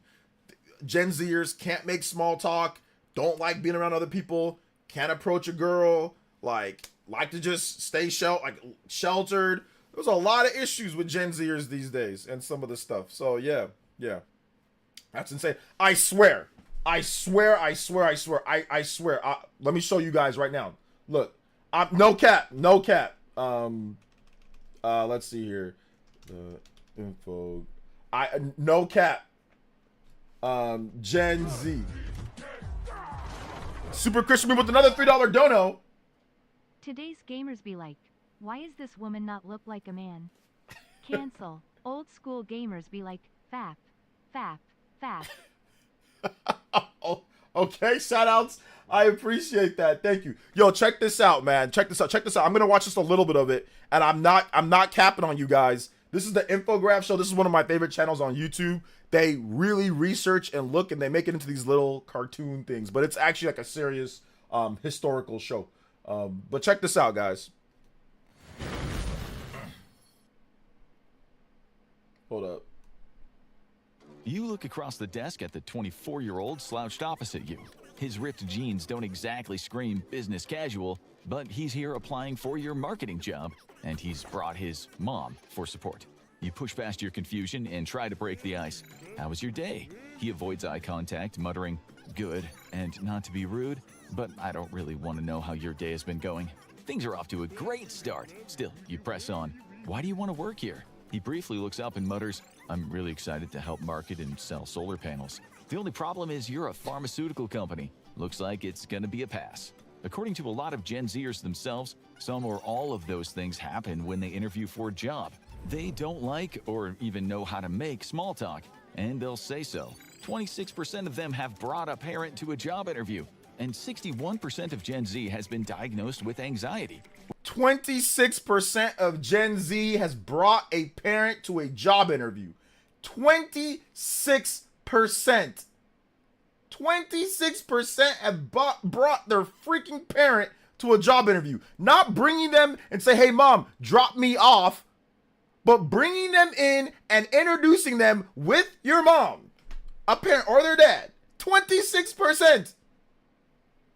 Which makes it hard for them to prepare or even research what a company does ahead of an interview, as multiple stories show. How did they get this way? And how and why is Gen Z struggling so much? On today's episode of the Infographic Show, we'll examine why Gen Z struggles to handle real life. Many older people think Gen Z is an antisocial, lonely generation who prefers to avoid others if they can help it. And a lot of Gen Z agrees with them. The prospect of mixing the work and the social worlds gives me a headache. I can see myself in a decorated conference room, washing down a catering taco with a lukewarm White Claw. I feel like my head could explode. Gen Z employee Jonah Nink didn't just avoid social events at work, he wrote an entire article about it titled, I'm Gen Z and avoid all social events at my job. He admits that people his age are likely to keep socialization and their work life completely separate. But this doesn't set them up for success. Even Nick realizes that. In the same article, he admits one of the only reasons his dad kept his job during the Great Recession was because of the great relationships he had developed.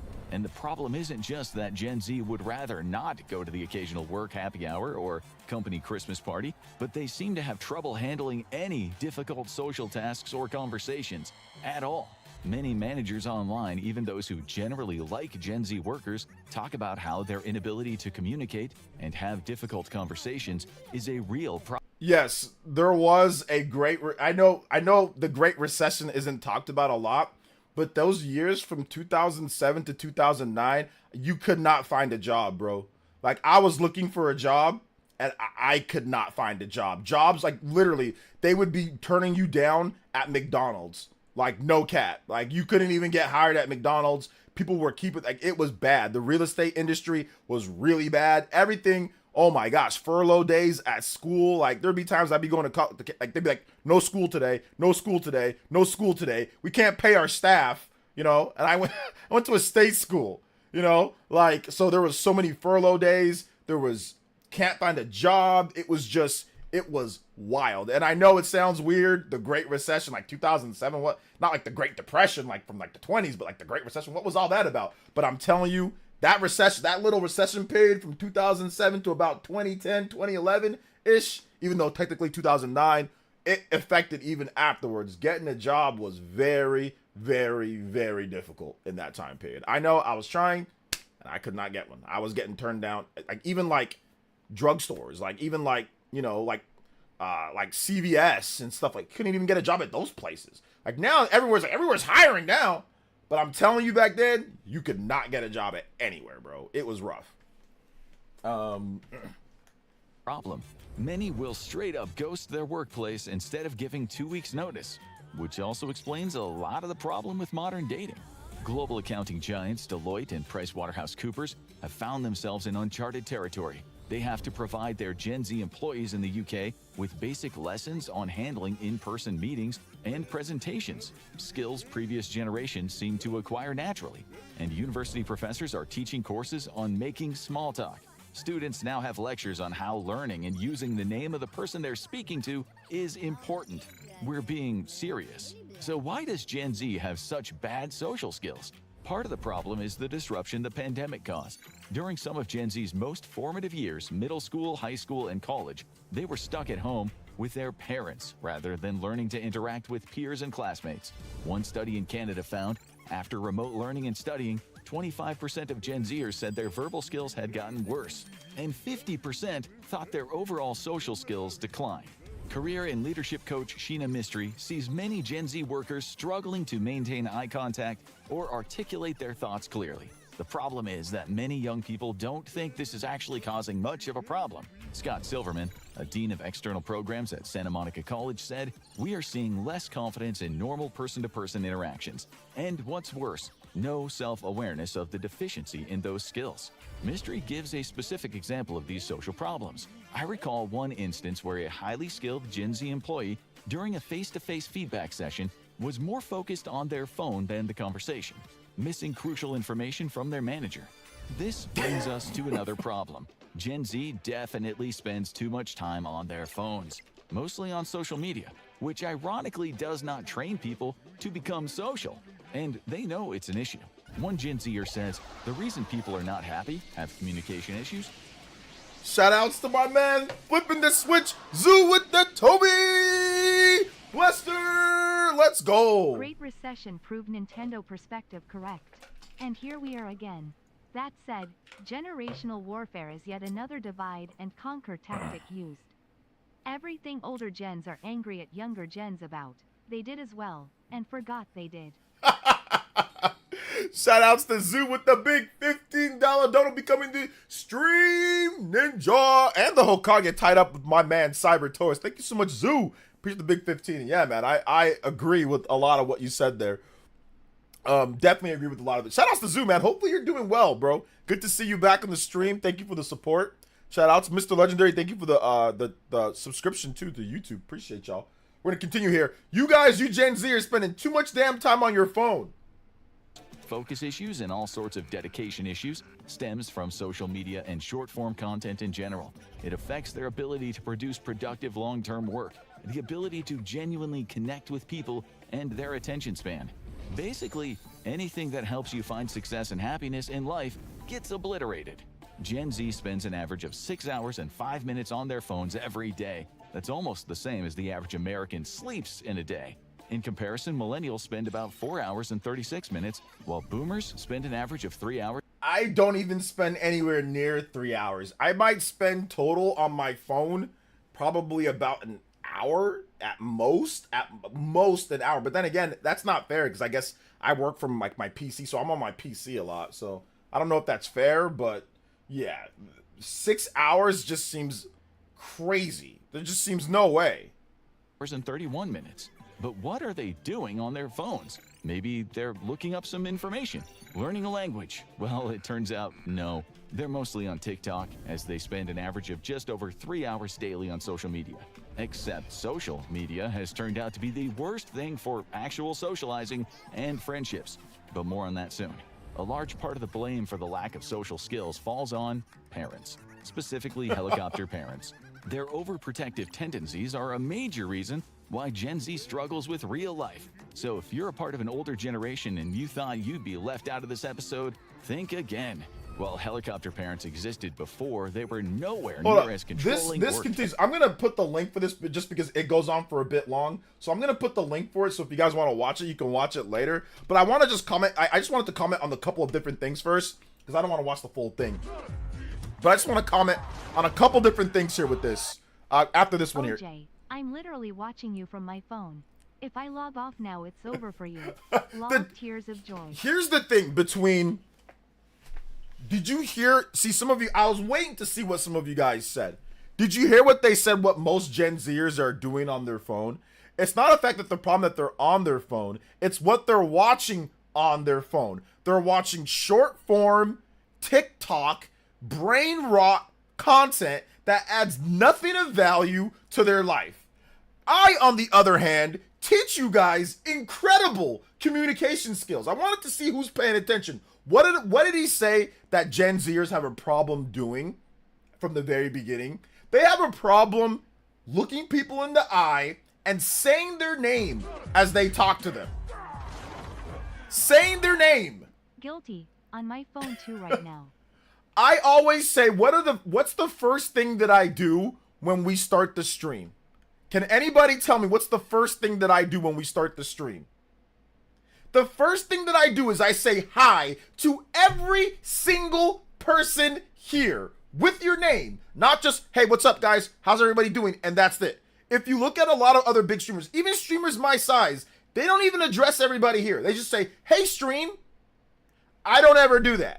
I always call out by name who you are and say, what's up? Or I attach or I bring up something that happened the other day between us, or I talk about some other things, or I say, like, I give you guys little nicknames or little other things that I say, like how I say your name, pronunciations, or whatever the case is, for personalization and, like I said, for communication, to build that type of small talk. So yes, I am I have a bachelor's degree in communication. So I don't have any problem with small talk and communicating. And I've been able to effectively do it not only how you would probably get it IRL, ask Party Man. When me and Party Man hung out at Too Many Games, yeah, I wasn't talking exactly like how I talk on a live stream because obviously you can't do that completely.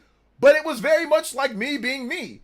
And I had no problem, and Party Man had no problem talking to me and communicating and us making small talk and us talking about various different things. It was no problem.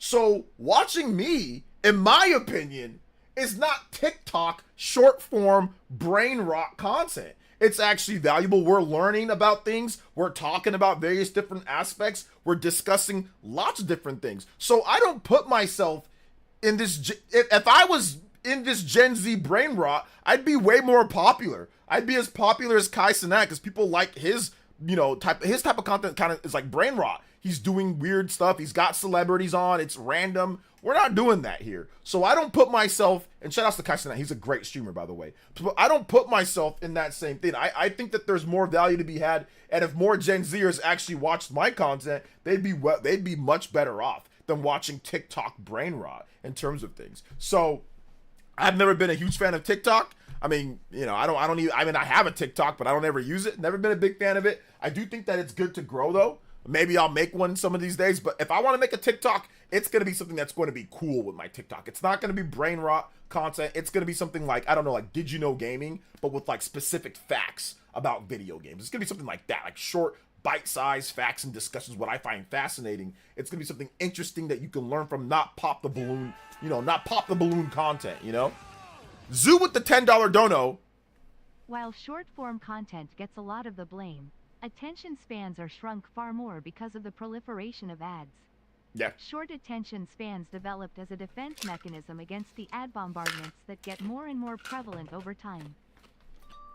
They said that in this. I don't know if you caught that part, but he said that, yes, the attention span is a problem because of that. But, you know, it depends on like what you do. If you're paying for YouTube Premium, then you never get an ad, right? I never get ads, so I don't got to worry about that, at least on here. But not everybody's going to do that, right? So the short form content helps mitigate that.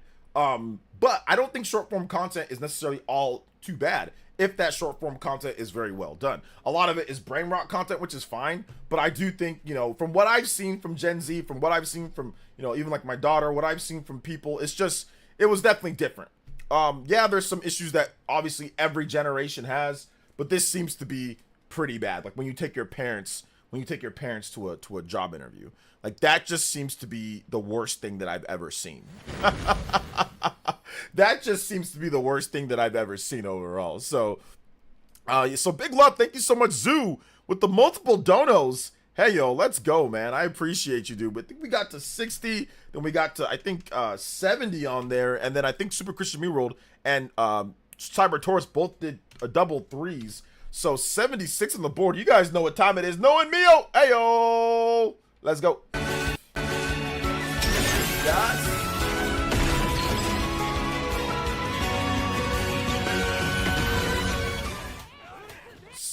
George FT with the $10.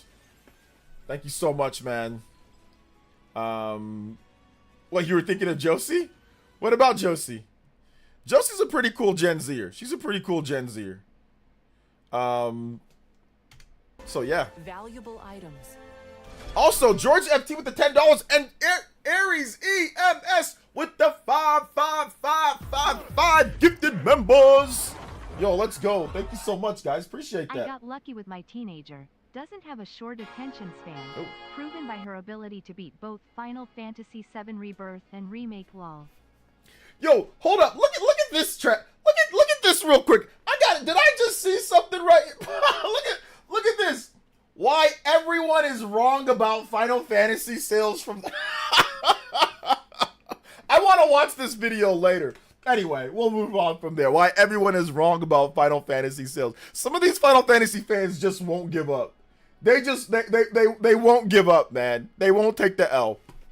Anyway, no, to say, chat, hey chat, streamers really name anyone unless they name a mod or someone who donates a lot? Yeah, exactly. That's what I'm saying. I always try to say the person's name. Like, you know, if there's a lot of people here, then sometimes I skip over it, but I read your comment and then I say, oh, and then I address you in the comment, you know, but I always try to say your name. I always try to make sure that you're heard in terms of, because I don't want just, hey chat. Like, I don't ever, unless I'm doing something that's like a broad, like, hey, I need everybody, you know, to talk about this, but I usually read individually each comment and want to go over those type of things. Big love to Cyber Taurus with the $3 too. And he says, I got lucky with my teenager, doesn't have short attention span, proven by her ability to beat both Final Fantasy VII Rebirth and Remake. LOL. Yeah, man. Shoutouts. Thank you so much, Cyber Toast, with another $3 dono.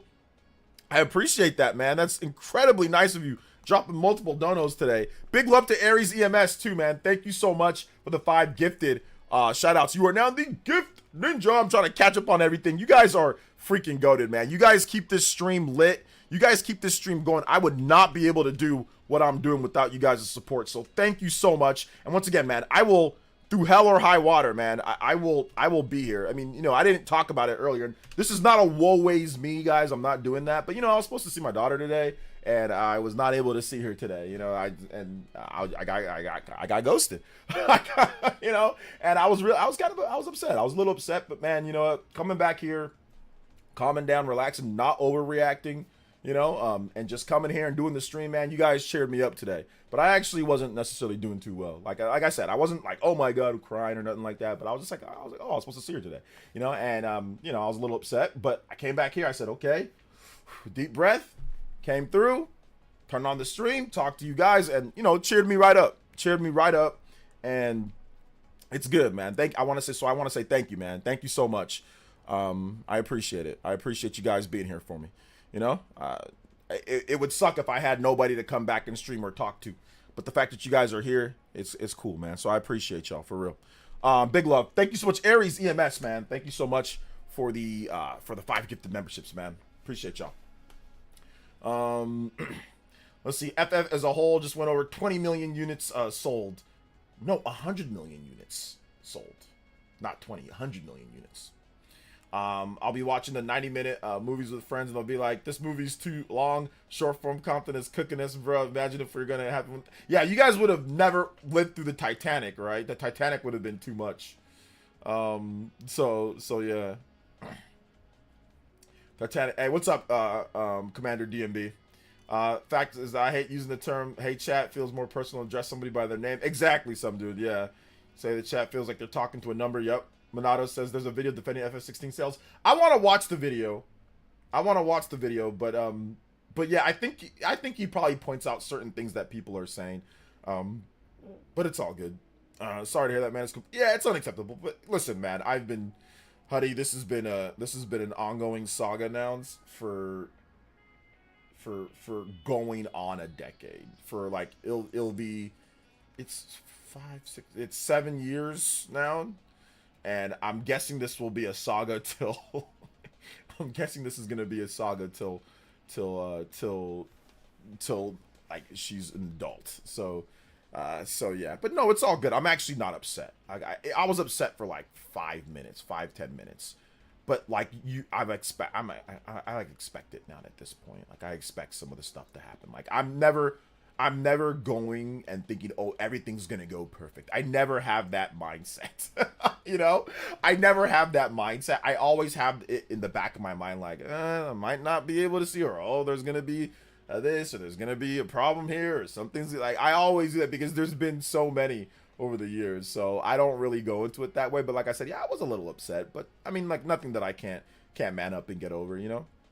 And it's always cool. You come back to your wife, you come back to your son. I come back to my son every single day. So that's obviously a great thing. And like I said, not only to come back to my son in my house, but I come back here to you guys. I can talk to you guys and we can discuss things. You guys support the stream. I have a ton of fun doing this. So it's hard to feel down for any long period of time, you know. And I did see her last week. So So that's cool. You know, I saw her last Friday. So no problem, you know, no big deal.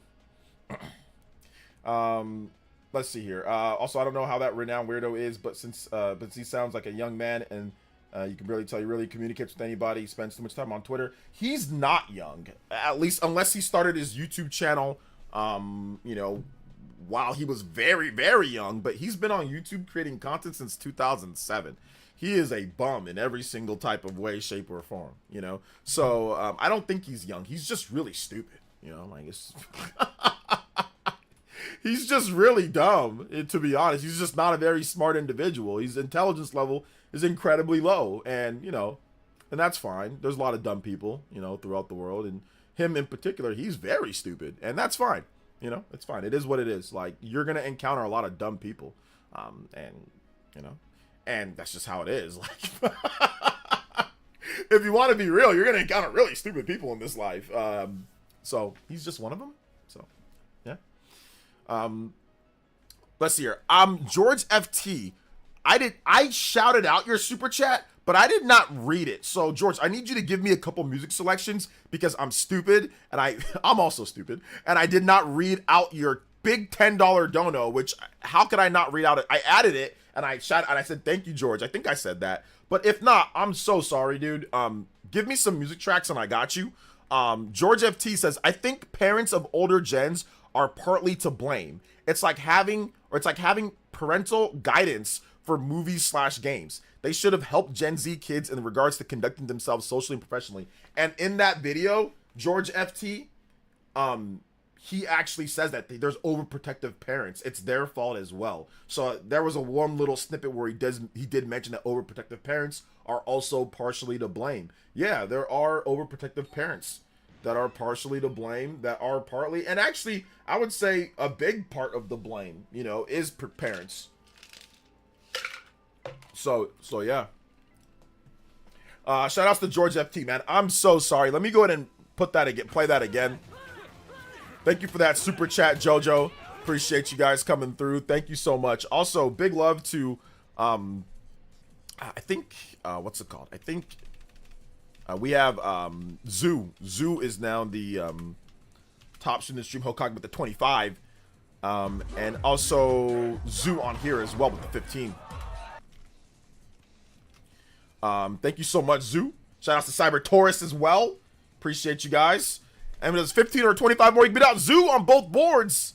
Thank you so much, man. I appreciate you guys. Super Christian Moon with another $3 donut, or dollar donut, my bad. It says, thank you for being you. Right now, I got people breathing on my neck and trying to piss me off, but your voice is keeping the smile on my face. I appreciate you and the chat as well. Can we play some Mario Wonder music? Yes, we can.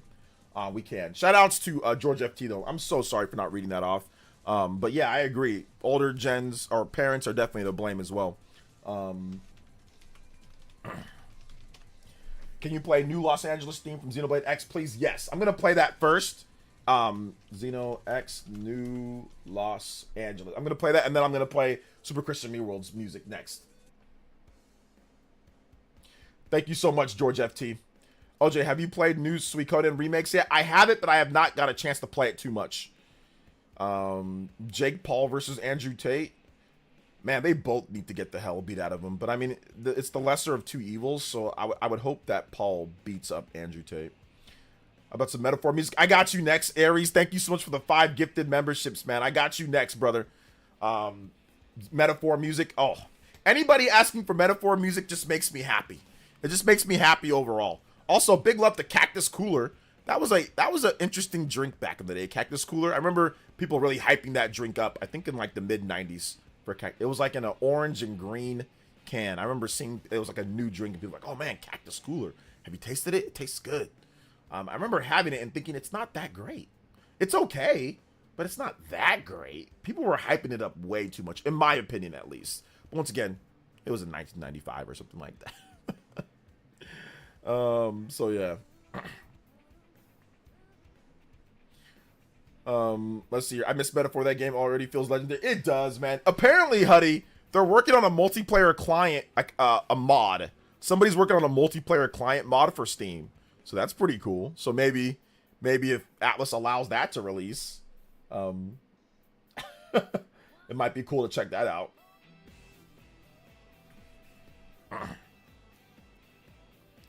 What do you think is better, Persona 5 Royal or Metaphor Refantazio? Metaphor Refantazio. Persona 5 Royal might be a better, like when you put all the parts together with like the extra content and everything and like how the story works out, it might be better than Metaphor in terms of objectively.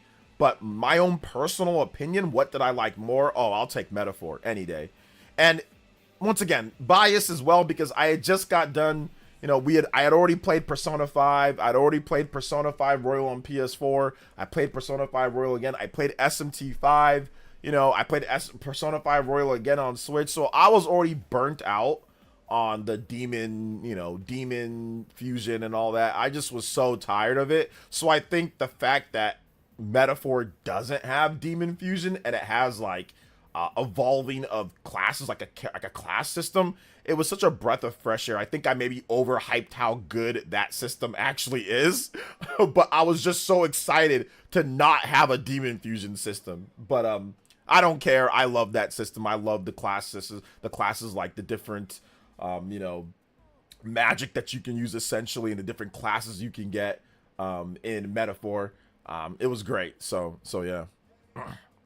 Andrew Tate is far worse than Jake Paul, in my opinion. Heck, Andrew Tate commit human trafficking or something. Yeah, he's accused, and they've got videos of them doing insane, like the Tate brothers, sane and exploiting women. That's factually a thing. So I'm guessing I wasn't gonna touch on it, but I'm guessing Super Christian Me World does not know that. I'm guessing he does not know that the Tate brothers have done that. But yes, Andrew in particular has absolutely exploited women, and it's confirmed, guaranteed, factual that he has. Now, he has other allegations and stuff with him in terms of trafficking and all that, but even outside of that, there's terrible things that this guy has done. But I'm guessing Christian Reworld did not know that. Yeah, I knew you didn't know that. It's okay. I knew you didn't know, but that's okay.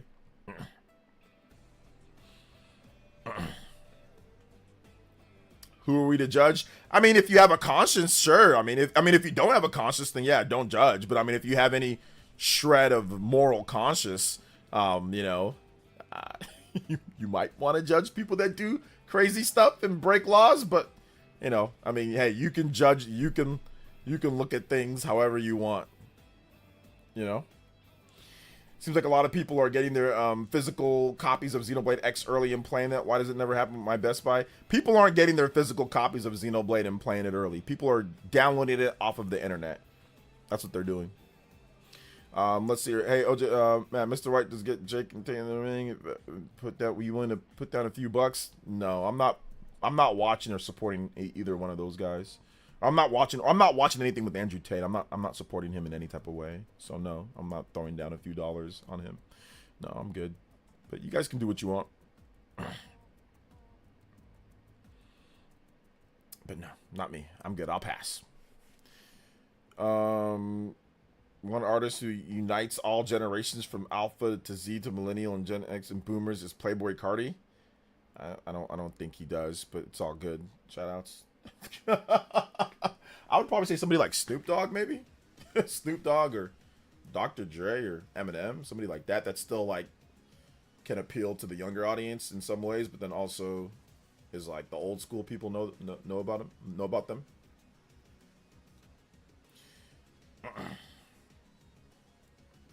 So yeah.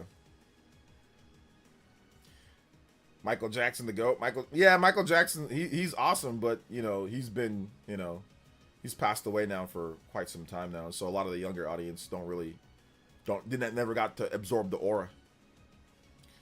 I got Xenoblade X a day early, thanks to the shipping a day early, so I can see it happening. But I can see it. Okay, so shipping a day early, that's the reason why you got it. Okay, I get that. But a lot of people that are saying they got it early, they just downloaded it off the internet. Yo, Kevin with the $3 dono. Thank you so much, man. Crimson Gem Saga. Can I get music from Fire Emblem? Okay, yeah, shout outs, man. I appreciate that. Thank you for the $3 dono. Fire Emblem music. We're gonna get some Metaphor music first. Metaphor, and then we're gonna get the Mario Wonder, and then we got you next, Kevin. Thank you for the $3 dono, baby. Metaphor Refantasio. Let's do the battle theme for Metaphor Refund. Oh no. Let's do let's do Moore's theme. Sorry, we're gonna play a couple tracks. People don't really request Metaphor music much, so hold up.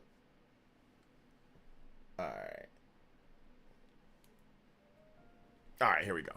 Thank you so much. Appreciate that. My man Aries. Thank you, Kevin, for the $3. We're gonna get all the music. We're gonna get it all lined up, boys and girls. Actually, a popular Xenoblade content creator did get a physical copy early and showed off some screenshots on Twitter, but I imagine they were playing it on a hack Switch. Well, if it's a real physical copy, why are they playing it on a hack Switch? I don't know. I'm a little skeptical on all these early copies, but that's just me.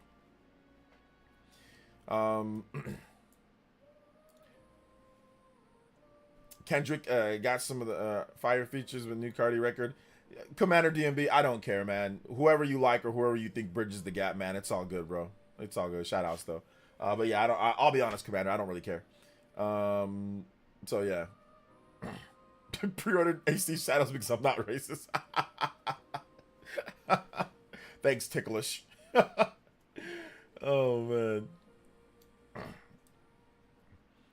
But it's all good though, guys. I can see some people probably did get it early. Like actually legitimately got it early, No.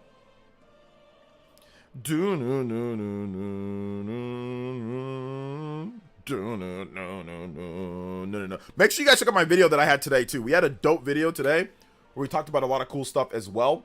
I'm gonna link that for you guys. Put it in your watch later and make sure you enable your notifications. A lot of you guys No notifications enabled. Enable those babies, okay? Enable them. We had a dope video today talking about like Dragon Ball Sparking Zero potentially coming over to the Switch 2 and more. We got a dope video tomorrow talking about other things as well, so it should be fun. Yeah, some physical could have shot broke street date, which is common here in Taiwan too. We got Smash Ultimate a day early. Nice. I'll get it for free PS Plus a month later. What game are you talking about? Shadows? I don't think Shadows is going to be free on PS Plus a month later. I don't think it will. But yeah, we'll see for sure. We will see. See, will there ever be another hip-hop video game like Parappa the Rapper or Def Jam Fight for New York? That's a good question, Commander DMB, which I don't say from you often. So I do like the question because most of the time you don't have any good questions or anything to say outside of like Gen Z weird talk. Yeah, that's a good question. I'm not sure. I think Parappa, that's Sony's property, and I don't know if we'll ever get anything from them. I'm not sure. I think maybe one of these days Parappa will come back in a smaller type of game. In terms of Def Jam and stuff like that, no, I don't think we'll ever get anything like that because rappers want too much of the pie. Like, I don't think there'll be any rappers that will be willing to agree to the licensing, like the amount of money they'll actually make. And there's no game development studio that's willing to pay like a bunch of rappers to be in it. They all want too much money probably. Back in the day with Def Jam, I don't think the licensing fees cost them that much because a lot of rappers didn't see video games as any type of major money-making media for themselves, and rappers didn't get any opportunities. Like, they didn't get as many opportunities as they get now in terms of money and stuff. So I think that a lot of rappers just, one, they don't want to see themselves get beat up in a game. They don't want to have that image out there. But also, two, they just wouldn't agree to the licensing terms in terms of how much they would be willing to be paid. So I think that's the reason why we won't ever see a Def Jam game. We might see rappers in, like, certain games, yeah. Like, they'll be, like, characters in certain games, or they'll be like face models, but will there ever be like hip-hop infused games like Def Jam or like Parappa? Like, I don't know. That's gonna be a tough sell. So yeah, gonna be a tough sell. All right, let me see here. I'm gonna play another metaphor, the Virga Island theme. Nobody ever requests this, so I'm gonna play this one as well. This has a crazy little beat, and I love this track. What's up, Jim? I wish I would have a gym buddy like OJ when I was younger. Maybe the House Twins. Okay, yeah, those guys are weirdos. Let's see. What do you think will release on the Switch first? Metaphor, Persona 3 Reload? Ooh, another good question. I'm going to go with Persona 3 Reload because Persona 3 Reload was an older game. Persona 3 Reload's content is complete. There's not going to be like another version of Persona 3 Reload, and Metaphor probably has another version coming out, like a Metaphor Refantazio Golden or something. So I'm going to go with Persona 3 Reload first. I'm going to go with that first, yeah. Closest thing is Fortnite. Yeah, maybe Fortnite or Call of Duty. Like Nicki Minaj or whatever was in Call of Duty, or... That's probably going to be the closest thing that we get is like just like face, rappers will lend their face or their talents to certain games, but will we ever see games based around it? Like back in the back in like the PS1 and PS2, like 5th and 6th generation, there were a number of like hip hop games or games that were going to be based around like rap or hip hop culture. There was actually Saints Row was a mix of like hip hop and rap culture. Mixed with GTA, the original Saints Row. It got crazy after that, but the original Saints Row, and I think even Saints Row 2 was more like that. It was like GTA and like hip hop kind of blended. There was a game that was going to be starring Snoop Dogg. It got canceled, but it was going to be like GTA or like it was going to be like GTA but with Snoop Dogg. But it was going to be set in like like Compton or like Long Beach or like Watts or something like that, like all like certain parts of like California. But it got canceled. There was actually screenshots, you can check it out too, like of like Snoop Dogg like running around like in a tank top and like all that. So yeah, there was a game that like literally Snoop Dogg running around like GTA Snoop Dogg, but it got canceled. It was actually on the cover of Game Informer. I forgot what it was called. There was another game called 25 to Life as well, which was a hip hop, rap, like prison like type of game. That game was trash though. That game actually released and it was absolute garbage. It was absolute garbage. There were a number of games, like 50 Cent, Blood in the Sand, where 50 Cent was like, so there's been games, but those kind of went the way of the dodo. Like people don't really make games like that anymore. Fear and Respect. That's the game. Yes, it was called Fear and Respect. But didn't True Crime have like Snoop Dogg? Wasn't there a True Crime? Or was it so? I think True Crime, Snoop Dogg was going to be in one of the True Crime games too, as well. Yeah, I remember 50 got 2 games. Oh, and there was also another hip hop. There's been a couple, but like there was a game called Get on the Mic, which was like SingStar or whatever, but with rapping instead, where it's like karaoke rap. I actually have the game. I have 2 copies of the game, 2 new with the mic for the PS2. And Jadakiss was on the cover of it. So there was Get on the Mic, and then there was also DJ Hero, which you can watch me playing DJ Hero on this channel. I played it like a special, and I love DJ Hero. That's a cool game. So like there was DJ. So there's been a number of games, just not anymore, Let's get this next track here, though. Next up, we got Mario Wonder. Mario Wonder music. Was it Redman in True Crime New York? Okay, it was Redman, not Snoop Dogg. It was Redman. Shout outs to Redman. I like Method Man and Redman. They're both cool. All right, here we go. Underground theme.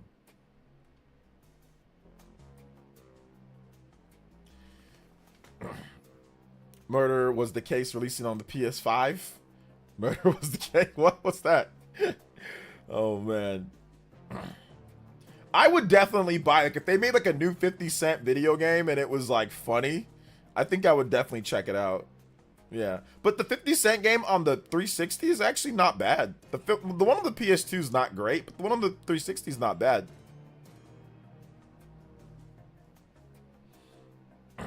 Yeah, I remember the Snoop. Yeah, I remember that. Shout outs to Kai Cocoon, appreciate you. I'm thinking Metaphor might get some DLC down the road. I think Metaphor is going to get a new version at this point, right, Aries? I think it's going to get like a Metaphor refantazioed. It's going to get like a Metaphor Refantazio Royal or Metaphor Refantazio Golden or something along the lines of that. That's what I think. Yeah. Makes me miss the PS2, PS3 era. We don't get these type of games. Yeah, back then the investment wasn't as high in terms of like the risk. So you can take more risks with games. I mean, yeah, it was still like, you don't want to blow your money and it was still a big risk, but it wasn't as bad as it is today, in today's day. Back then, like SD game development was just not the same, Like, so you could make stuff like 50 Cent Blood in the Sand. You could make stuff like Def Jam, Fight for, the Fight for New York, or Def Jam games. You could make these type of titles. You could make Parappa, the rapper. You could make all these different types of games without as much risk as it was beforehand. You can sell 1 million copies and you're like, okay, cool. We sold 1 million copies. That's fine by us. But not in today's day. You spend a lot of money on a game in terms of development, like a big game on PS4 or Xbox or PlayStation or PS5 or Switch. It's like, oh man, you got to sell, 2-3 million copies. 4 million copies sometimes, so depending on what your budget is. So yeah, it's a lot more riskier. Whereas remember, back in the day, if your game sold 500,000 units, it was a platinum hits. So most developers, if they hit 500,000 in the PS2 era, and that was pretty good. You were living okay. For not all devs, obviously, like GTA and some games that were way more expensive, but development time periods were way shorter in the PS2 era. I mean, you can get games out in a year and a half, 2 years, even max would be like 3 to 4 years for a game. Most games didn't hit, like the large majority of Xbox, PS2, and GameCube games got nowhere near 4 years or 3 years of development. A lot of them were 2 to 3 years, in development. So obviously, shorter development length, shorter money that you have to spend on resources, So, yeah.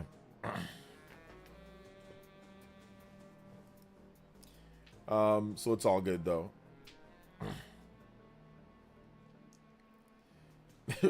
Nikki had my boy simping, Super Christian Mule simping. Man, you should have seen me play the game when I played it. My man Dark Synchron that was playing with me in the game, when I used the Nicki Minaj skin, he was getting distracted. And we got shot one time. He was looking at my damn skin of Nicki Minaj because she was squatting and shooting, and he was like, "Oh man," and then we got shot. I told him to watch our front, so if anybody comes through, and this man was getting distracted, and we got shot and lost the game because this dude was looking at my damn Nicki Minaj skin. Psycho Pie with the 69 months, and he says, "I reached the lucky number." Thanks for doing what you do, OJ. Thanks, Psycho Pie. I appreciate that, my man. Thank you for the support, brother. Thank you so much. Make sure you guys hit that like button, though. I think we're at 100 plus likes, but we're at 145 likes. We're almost at 150. So let's see if we can get to 175 likes. Let's get to 150. Shout outs. Let's go. Thank you so much. But then let's get to 175. Let's go. Shout outs, guys. Appreciate y'all. Everyone looks like Snoop Dogg in GTA San Andreas. That is definitely not true. That's just like a low-key racist comment. Everyone does not look. CJ does not look like Snoop Dogg at all. The fat black dude or the cop and all that. None of those guys look like Snoop Dogg either. That's just kind of like I said, like a low-key racist comment. Hit the likes though. Let's go. Shout outs to Bravely Default. Let's go. Love Bravely Default. Oh, let me get some Crimson Saga from Fire Emblem. All right. Crimson Saga Fire Emblem theme. All right. Shout outs to Bravely Default, but we got to get the or is it Crimson Gem Saga? Okay, here we go. Remember that? Okay, Jose, you remember the stream? Yeah, exactly. That stream was interesting for sure. Saga Frontier 2 on PS1. I think I have, but I don't necessarily remember it 100%, but I think I actually checked that game out. Sometimes you play so many RPGs, you forget which ones you've played and not. So yeah. That was basically my friend. Oh, that's your you know Dart?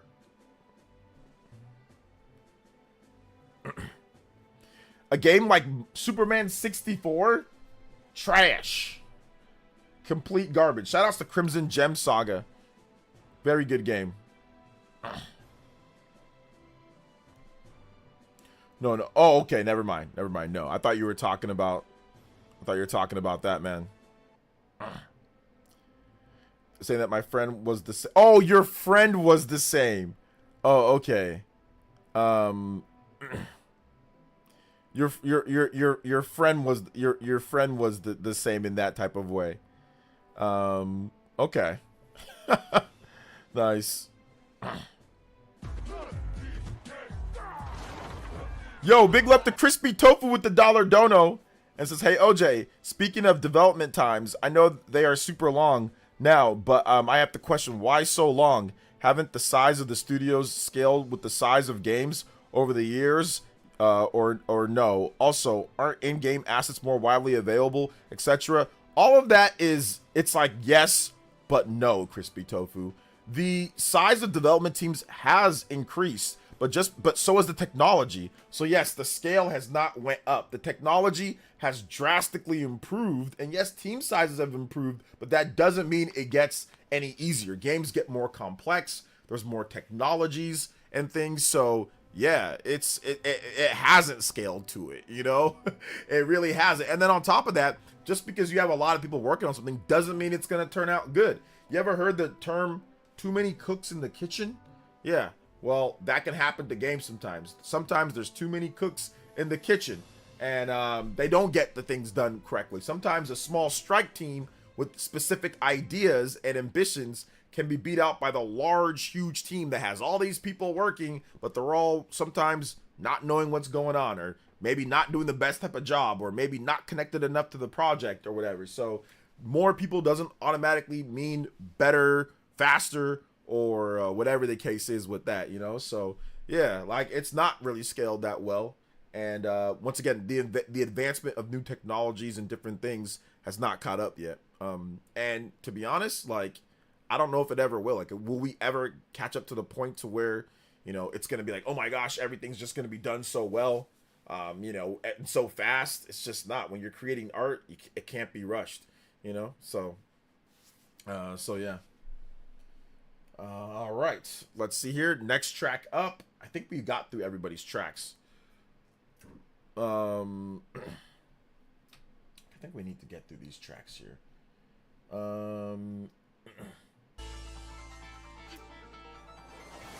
Big love to Psychopie with the $5 Ninja Peach. I can't believe people would goon over fictional characters.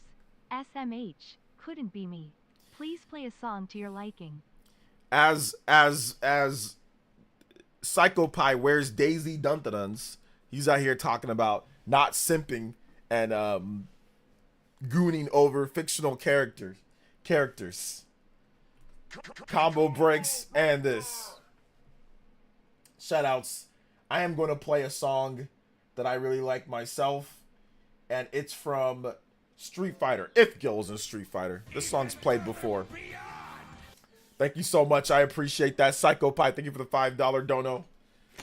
OJ, so you agree with RGT that since there are no dedicated handheld gaming platforms, it out too much pressure to make better quality graphics game on consoles, and why games take too long to make?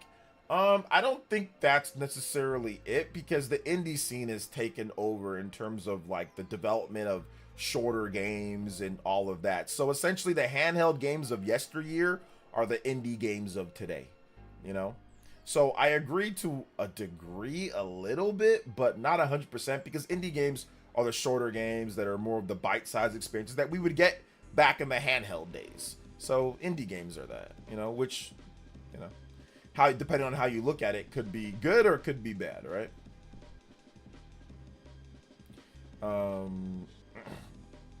So yeah. Game development hasn't gotten easy because developers keep moving on to the next tech without mastering the one before.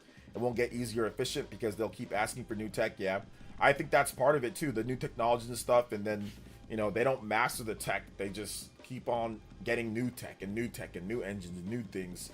I do think that in the PS2 or N64 to PS2 era, the developers really mastered the 3D. You know, there was new engines and new stuff, but they really mastered the 3D tech. Development time and costs went up too, though, in that era. I think that's when things kind of went wrong, like in the PS3 360 era. That's when things kind of took a turn for the worse. And they never really mastered the PS3 or 360 era, not 100%. And then they moved on to the PS4, even though that generation lasted really long. And they moved on to the PS4 and Xbox One, and then that generation also lasted a while, but I don't think anybody really mastered that generation too much either. And then they moved on to the PS5 and Xbox Series. So, and this generation, it's pretty much been the same. The mastery has been just about the same throughout it all. But I think it's better in terms of it than like let's say PS4 and Xbox One gen. I think this gen has been slightly better than how the developers develop the games, but that doesn't mean that there's been more games that are more exciting to play. And there's been, the rate of games has been much better in the PS3 and 360 era. Like the rate of titles in terms of major games. You know, with the excluding Nintendo with the Switch era. Shantae first game was on Game Boy. Okay, that's cool. Sounds good. Is Ubi stressing? Stressing about what? Oh, about, yes, Ubisoft is definitely, okay, I didn't know what you're talking about. Ubisoft is definitely preparing their employees for potential big harassment campaigns and stuff thrown with Assassin's Creed launching this week, yeah. So they're getting them, like, I guess you can go to therapy, or you can go to therapists, or you can talk to psychologists on how to deal with some, like, backlash or hate and things like that. Ubisoft is setting their employees up, you know, so they should be okay. But yeah, if you're a Ubisoft employee, don't go on the internet. At least, you know, don't go on, like, maybe don't go on the Twitters and, like, the crazy people. Don't go on there, because these people are going to be out. I already know that they're plotting, they're planning, so for clickbait and revenue. So, yeah. I mean, like, if this game gets good reviews, it is going to be World Incel War 1 or 2. I don't know. How many Incel Wars have we had? It's going to be World Incel War, You know, WIW1 on the internet, or more like 2. I don't know how many we've had, but it's definitely going to be a world incel war. Because if this game gets good reviews, every single reviewer is paid off, bias, frauds. It's all political. It's all, you know, like, it ain't going to be like, oh, the game's fun. So yeah. Let's see here. I haven't heard anything about Skull and Bones. That game's pretty much dead, though. That game flopped. Yumoto says, has the internet gone soft? Can they take criticism? I think people can take criticism, but harassment and criticism are 2 different types of things. You know what I'm saying? Like, if it's in bad faith and it's constant, then people don't want to hear that. You know, just like you don't want to hear that, you know, anybody talk to you in person, you know, saying that. Yeah, I don't think Japan's gonna be pissed. I don't think Japan cares about Assassin's Creed. I think more people are more upset here than in Japan. I don't think Japan cares. Japan is prepping for Atelier Yumia coming out. Japan is prepping for Xenoblade Chronicles X Definitive Edition. I don't think they care about Assassin's Creed.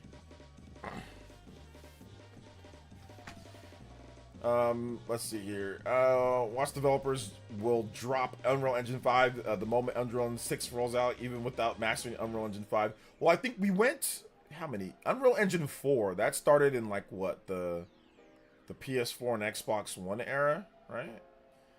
And then, yeah, it lasted 1 generation. Then obviously, well, Unreal Engine, or was that Unreal Engine? No, Unreal Engine 4, yeah. And then, like, yeah, so it lasted a whole generation. But yeah, I can see them Unreal Engine 6. I don't know, maybe sometime soon. So yeah. Oh, another Yamoto. A lot of Yamotos. Where's Vatsen tonight? Vatsen is right there, baby. Let's go. What's up, Vatsen? Welcome. Vatsen's always chilling. Shout out to my man Vatsen. Appreciate you, bro. Thank you for the support tonight.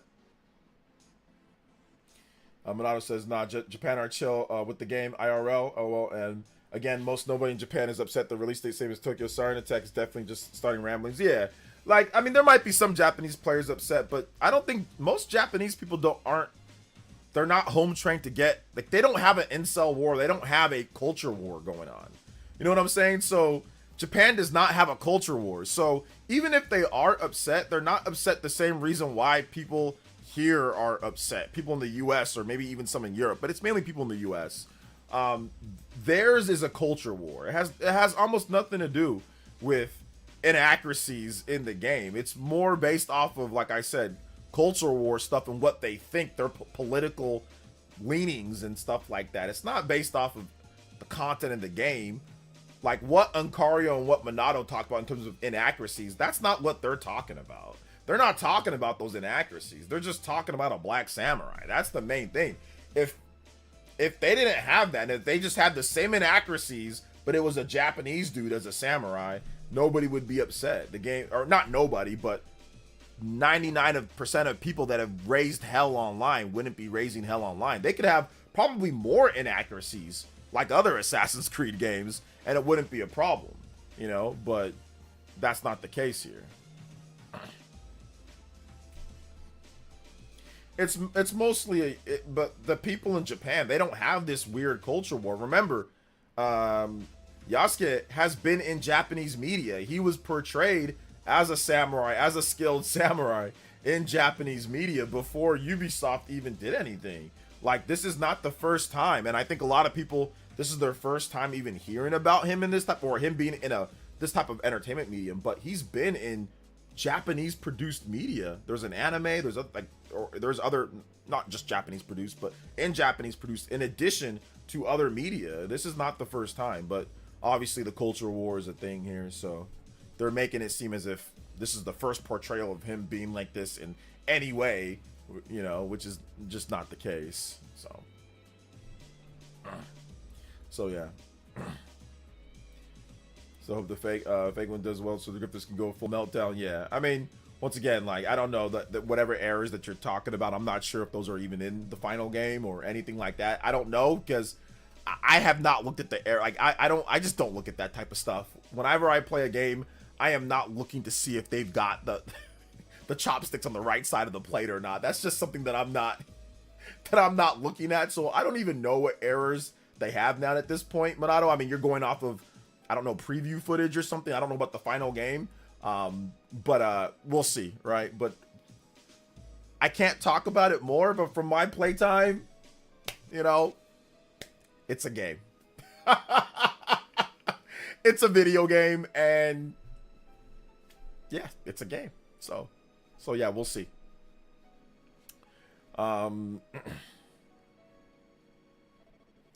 Let's see here. Listen, I don't care what you buy, Yamoto. Nobody's trying to convince you to buy the game or not. Nobody even asked you if you were buying the game. So yeah, I mean, I'm not sure why you're saying, nah, I ain't buying it. Not buying what? Nobody asked you. Like, I don't care what you buy. You can buy whatever you want. Want to buy Lost Soul Side? That looks cool. I'm gonna check out the game too. So nobody's even asking, nor I don't care what you buy. Buy and support whatever you want. So yeah, it's all good, man. Nobody's asking you to buy the game. I'm not telling you to buy it either. So yeah. Let's see here. Just got back from the gym. Hey yo, let's go, man. DJ King says people in the West care about the culture they are not part of, which is weird. Yeah. I mean, once again, it's a lot of it's disingenuous anyway. It's not even about if they care about it that much or not. It's simply because of, like I said, weird politics, or simply because they can make money off of it. Not because they can get money and popularity. Not because they really truly are like, oh my gosh, this is a big problem in gaming. They don't really care about that. So yeah. Shout outs to everybody that watched my video as well. Thank you guys so much for coming out and watching my video. If you haven't seen it, please check it out. It's a dope video where I went over some other big games, the games lineup, with some stuff that's coming out. So if you haven't seen that video, please check it out. It is right here. So go look at that video, guys. Put it in your watch later list. Put it in your watch later list if you can. So yeah. Shoot, after like a month and a half, man, I still able to bench press 80 reps. Bench press 80 reps, did 400 leg presses, 400 stand-up abdominal crunches, no worries. Hey, man, that's a good workout right there. Let's go. Let's see, I have advice to Gen Z. Donating to eCam girls doesn't make you your girlfriend. Yeah, I think that's a problem, too. I think growing up in the OnlyFans era has definitely skewed a lot of Gen Z, and obviously online mediums for ways, has skewed a lot of people, a lot of Gen Z's views on how you approach, and men and women, how you approach and talk to people. That definitely doesn't help, for sure. Also, like I said, yeah, certain streams of certain people, simp streams, things like that, you know, where it's just simping throughout the whole stream. That's not a good thing, at least for Gen Z men. I don't know, I'm not a woman, so I can't sit here and talk about it from that perspective, but I know for a fact, for a man's perspective, a lot of these simp streams, a lot of these, you know, female streamers that, just like I said, just attract these the weakest weirdo men. You know, that's definitely ruined things for a lot of people IRL, you know. I'm not blaming the simp streamers, I'm just saying, like, it's definitely an issue there too. So yeah. Yo, Dean with the $1 dono. Hi OJ, I actually live in Japan. Oh, shout outs, Dean. It's 20th is a public holiday. Vernal Equinox Day, like a coming of a age shrine worship day. It's not Siren Gas Attack Day. Grifters are so effing stupid sometimes. Xenoblade X tomorrow night. Let's go. Shout outs, man. Yes, sir. Is it tomorrow night for Xeno X? Oh yeah, you're in Japan. So for me it's Monday, but for you it's Tuesday. So then for you it'd be tomorrow would be Wednesday. So then therefore you'd be able to get it right there at midnight or close to midnight there. So yes, absolutely. Yeah, for me, I cannot wait. Thursday, it is gonna be awesome, dude. I am so excited. Says, I'm sorry that happened. Father-daughter time is very important. Oh, it's all good, Big Queen. It's no problem. Thank you, man. Thank you so much. But no, it's good. I saw her last week, but you know, it's supposed to be today as well. But it's all good, you know. It's important, but we'll get through it like we always do. I've been going through this for quite some time, so it's all good. It's all good. It's no, it's a problem, but it's not any problem that we can't together all get through. that I can't get to. And it's my issue. You know, you guys have your own situations. And like I said, I wasn't going to mention it. But you know, we were talking about, not a related topic, we were talking about how, you know, in terms of interpersonal communication and discussing things and getting over stuff and whatever the case is, right? So it's just like, hey, look, man, I was able to come back here, talk to you guys as people, say your names, whatever, and you guys instantly make me feel better. So this stream is not a brain rot stream, you know? So yeah, thank you so much, Beat Queen. I appreciate that. OnlyFans are evolving backwards. I cannot say. I'm not sure. Obviously I don't subscribe to any because that's stupid. I would never do anything that dumb. But yeah, I'm not sure. I don't know how it's working. I don't keep up with that. So OJ, was the Black Samurai black in the other media? Yeah. Historically, he's a person. Now, whether you think he's samurai or based off the evidence or whatever is what's being debated. Now, some are really dumb and don't think he's actually real at all, which is fine. But in terms of historical notes and what was said, yes, there was a black, you know, retainer or aide or someone that did come to Japan at that time period. In terms of things like that is documented. That is, for most Japanese historians and most people feel that that is correct. But all the other stuff is where people have an issue with, you know, whether he was actual samurai and all that, right? That's where you're like, no, he's not an actual samurai, you know, and all that stuff. But is he an actual person? Yes, that's documented. Some people don't believe it though, but most historians and researchers believe, yes, that was true, or that he is true, that he was there. Now, like I said, what he did and how he lived and what happened to him, that is all not as defined or agreed upon with historians. Let's see here. But I've seen a lot of gym ladies in high volumes, though. It's crazy. As of today, it's quite experienced, though. After my first day, I was punching the bag for 30 minutes. There you go. Keep going, man. You just got to string together multiple days. You know, I took a day off today, though. I did take a day off, but I think I worked out every day last week. You know, I worked out, I think, Monday through Saturday. I think I maybe took one day off, but I don't remember the day that I took off. So yeah, but today I took off. I was like, okay, let me give my body a break. Let me take a nap and work on my video that I had. So yeah.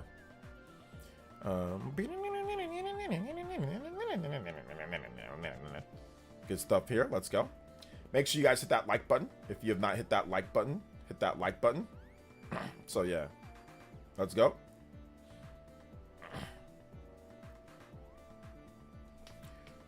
Wait, since did live streams get ads on YouTube? This is my first time. We've had ads now for a while, but you might not always get an ad. But we've had to do the ads because YouTube did a really weird thing. Essentially, before, they didn't care if you had ads on your stream or not. They would simply still, you know, just promote your stream as normally. But then I think sometime last year they said they just started prioritizing people who actually have ads on to where it actually get filtered out and they advertise it. So we started averaging really low amounts, like 50 to 60 people here, because I turned ads off. I said, no, I'm good. I don't really need ads on my live streams. But then all of a sudden people weren't getting notifications. The stream wasn't being put on people's front pages, and the viewership dwindled literally sometimes to 60, 70, 80 people. And I'm like, no, I usually average around 100 something. So I found out that it was because YouTube won't promote my stream or won't do whatever its algorithm things because I don't have any ads playing, so they think that it's a useless stream. So I had to turn ads on to a balanced ads, otherwise they just don't promote it.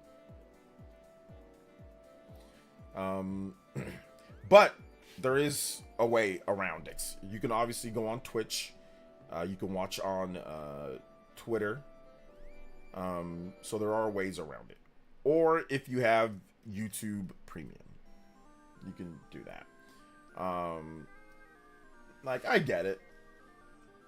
I get it from their perspective. It doesn't make sense to sit here and host, you know, someone's stream, right? And the amount of bandwidth and, you know, that you can use, and they're not making you anything. It's just like free real estate, right? Like, outside of super chats, they get money from that. But I get it, though. I get it. I think advertisers are probably pushing for people also, like, hey, look, you know, you can't just, like, we want to have our ads on live streams, because live streaming is becoming a bigger thing for YouTube. So I think that's really was that was the decision there, you know. So I get it.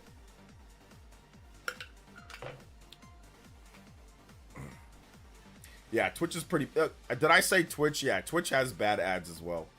Twitter is probably the place where you won't get anything. Let's see. Hey, take it easy, Jeffrey Tucker. Thanks for coming out to the stream tonight, man. Thank you. I appreciate it.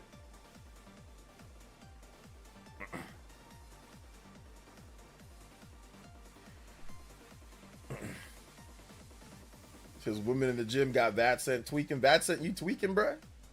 You tweaking? All right, I need to capture some footage for the Atelier game on Switch, so this would be a time to do it. So give me 1 second, guys. Where's my controller? Oh man, why don't I keep a Pro controller ready to go here? Actually, no, I have this one. So give me 1 second. We'll capture some footage, then we'll end out the stream. All right. We'll see how it runs on Switch.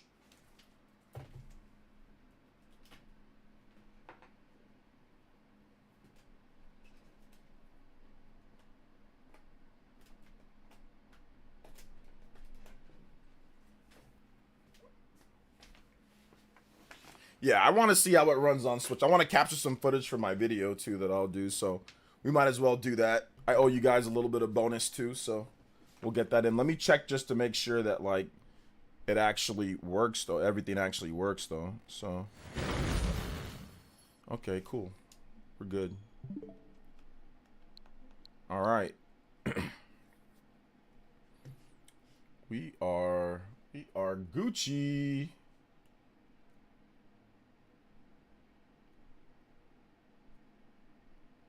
I'll play for a bit. Let's capture this footage, boys and girls. I think I actually want to see if I can do a gameplay with green screen. PC gameplay, green screen, no, not PC. Smash gameplay, PC, new gameplay, red. Which one? Green screen, rack, camera on new, PS5, green screen. Hey, let's go. But I don't know. I should have one where it's just green screen and I put myself small. I need to make another one. Yeah, I need to make another one that's where it shows most of it, like the actual thing, and where I don't have to do this. So yeah, I'll make another one later. Not now. Actually, yeah, I'll make another one later. So. But I need to capture this gameplay though. So we're gonna be right here on this one. You guys can hear me, right? As long as you guys can hear me. Let's check out this demo. I'm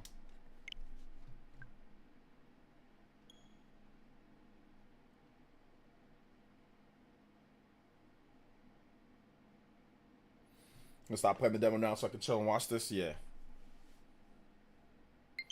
Shout out, hey, take it easy, Super Christian B-Roll. Thanks for coming out. You guys can hear me, right? Is everything good in terms of the volume? You guys can hear me? Good? No, the demo's out. It literally says demo on the screen. I do have the original game, though. I've been playing the game. Like, I've actually been playing the full release on the PlayStation 5. Shout out to Lucifer Gaming. Thank you for the subscription. Appreciate that too. It says 100%, but it's not. Okay, here we go.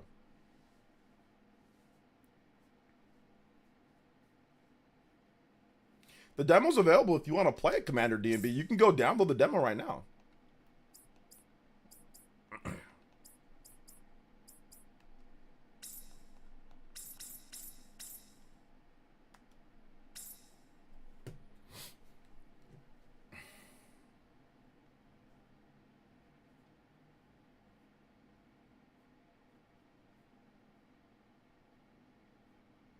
Hopefully I don't get smoked at the beginning with the very hard difficulty.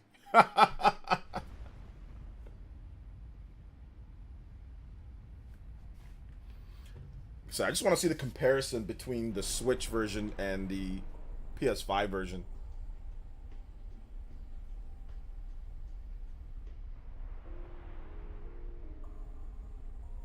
Yeah, hard's not too bad, but on I've been playing on very hard.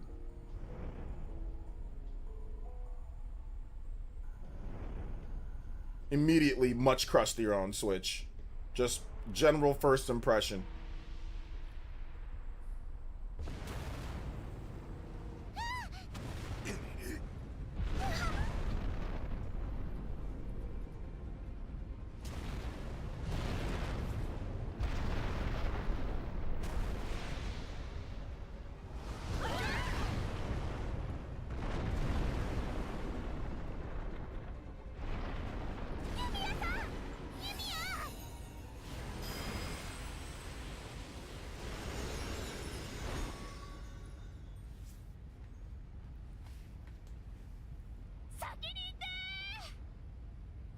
I gotta wait for the Switch 2 version on this one.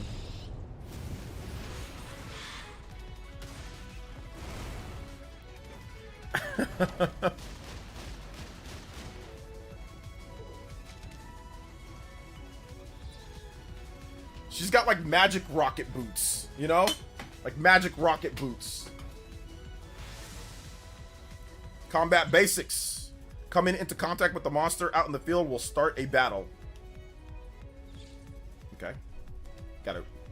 Characters and skills. Characters can learn unique skills, most of which can be used to attack enemies. Press X, Y, A, or B to activate a skill. Try using one now. Let's try. Now let's use Burst Step. Using a skill puts it on cooldown. Once that time is up, the skill can be used again. Skill chains. Skills with 2 or more uses can be used multiple times in a row. However, the cooldown does not begin to tick down until the last skill animation ends. You can also continue the chain by pressing X, Y, A, or B to activate a different skill. Give it a shot! Alright, we're gonna try skill, Strike Arts, Rapid Fire. Alright. Blocked a couple of those. We can dodge. Out the way. The gameplay's fine on Switch. Like, yeah, the gameplay's fine on Switch. It's like, it's not terrible because it's like hybrid turn-based slash, you know, skill-based. So yeah, in terms of that, but we got to get to the exploration phase though, you know.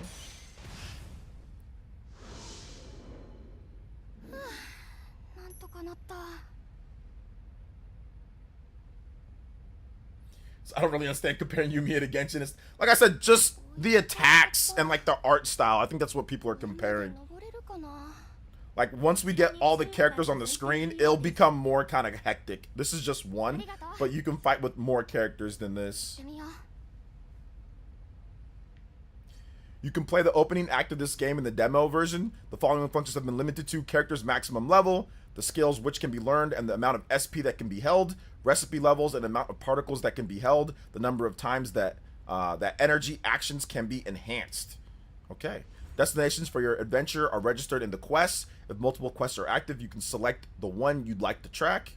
A guide to your destination can be displayed by pressing the right stick. If there are multiple destinations, the guide will show you the way to the closest location. Okay, yeah, this is the quality of life features are actually pretty good. So all right, yeah, so yeah, it's like the PS5 version, but just crusty. Like the resolution and like the detail is way lower on Switch. Like it's much lower. Although it's 30 frames, but I mean that doesn't beat out the 60 frames on the obviously on the what's it called, on the PS5. I think probably even like the PS4 version. You can jet heal up this place and you can break. Usually when you're in the open field, they'll give you actual like items for this. But yeah, this is definitely like, I would recommend, like if you've got PS5, play it on there. Move the, or Switch. I mean, if you're just gonna play portable handheld mode, I can maybe recommend it. Move obstacles that are in your way to clear a path. Press X to grab on, RZ to push.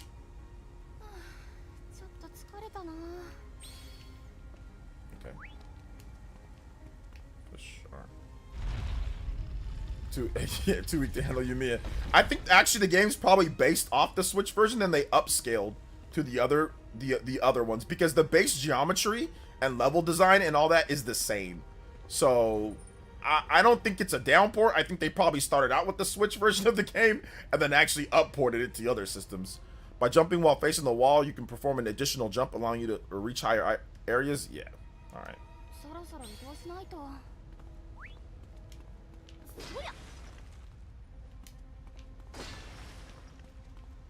Okay.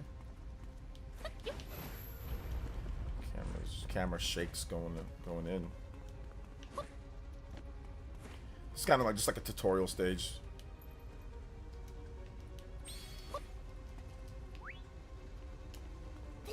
Oh, square. It says A. Yeah, I thought I pressed the A button. It wasn't crouching.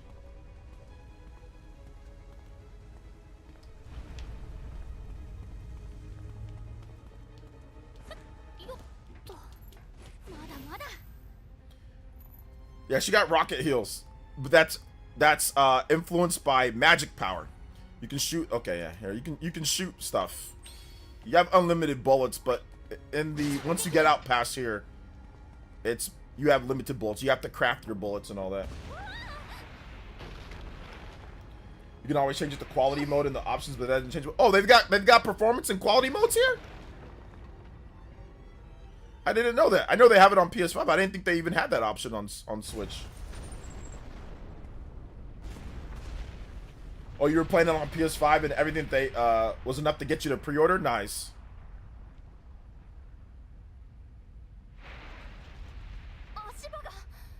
The ground.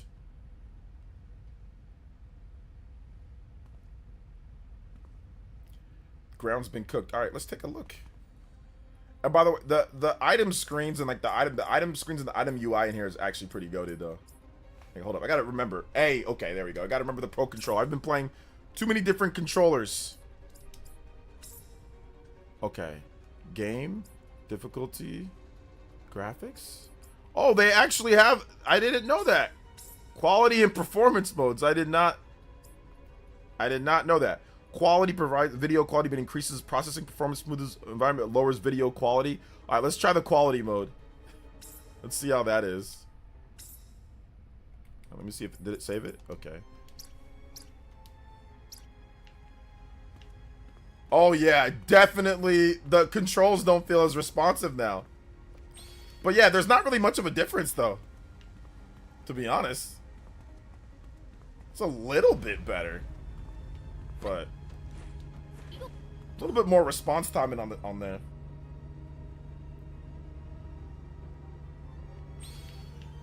Just gotta shoot this. Alright. We can hit. You can shoot these. We have unlimited bullets here, so I can just cap them till I'm ready to hit. Let's go.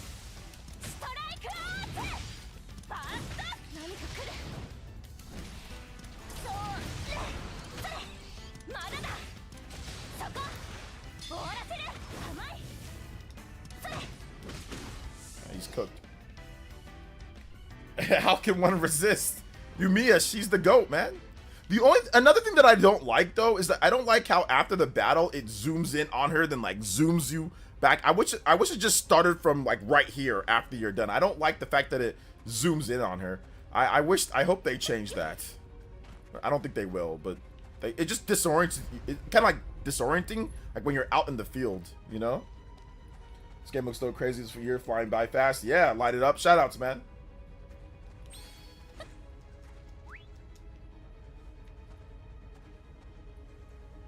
Yeah, this is a game called Atelier Yumia, and no, you can't control the camera there, all you weirdos. I already know what some of y'all gonna be thinking. No, there's no camera control at all in that part.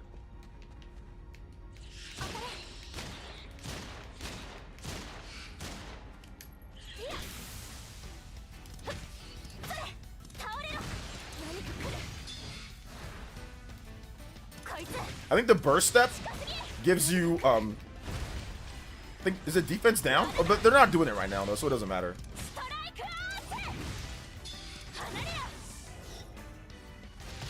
I found a way. Don't ask me how. You did not find a way. You did not find a way. This man's hacking already. There's no way. Unless you're out here, there's no way. At least not in that scenario.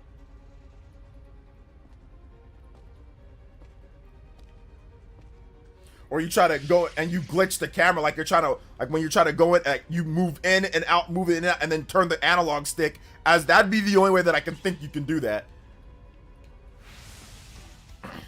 Rumble encounter.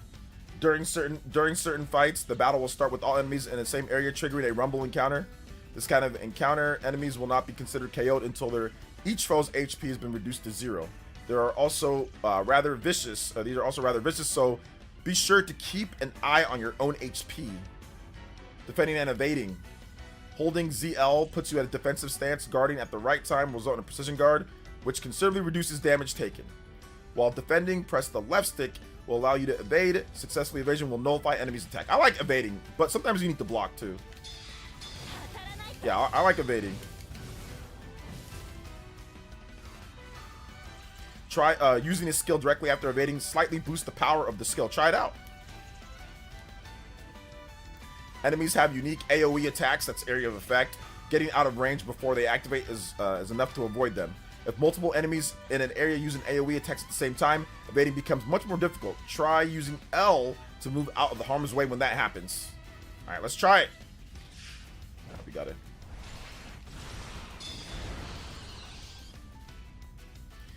If there isn't enough time to move, try guarding or evading. Make your pick based on the circumstances. This includes a tutorial. Get out there and find your own battle style. Yeah.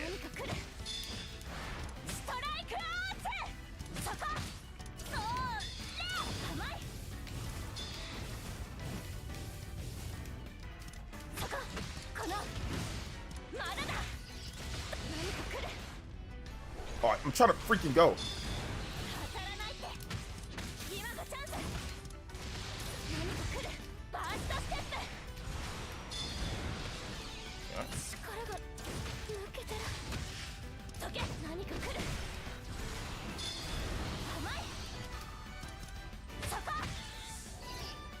Cooked.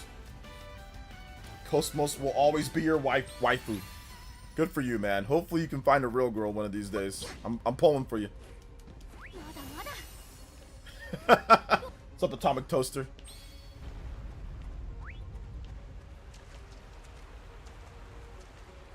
All right, take it easy, Jose. Thanks for coming out to the stream.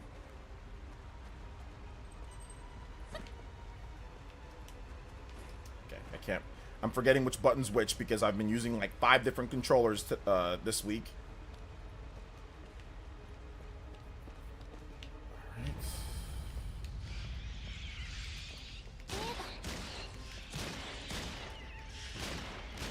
I'm completely inaccurate there.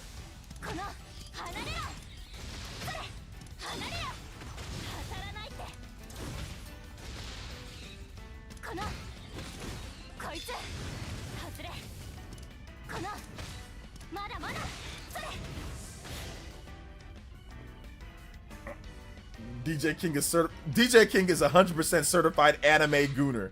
There is no ifs, ands, or buts about that. DJ King is a certified anime gooner. Bunny Ranch hentai game expert. This man certified.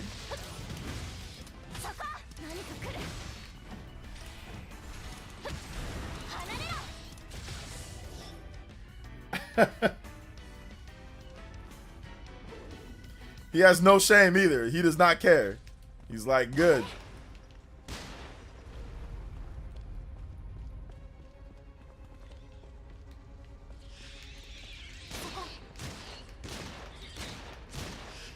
Cat.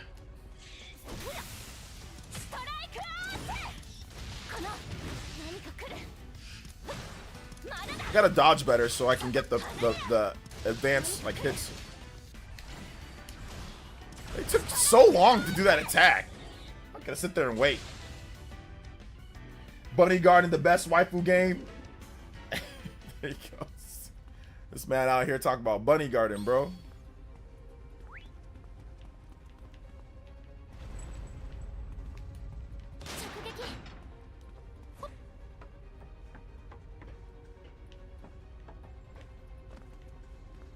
Talking about Bunny Garden, bruh.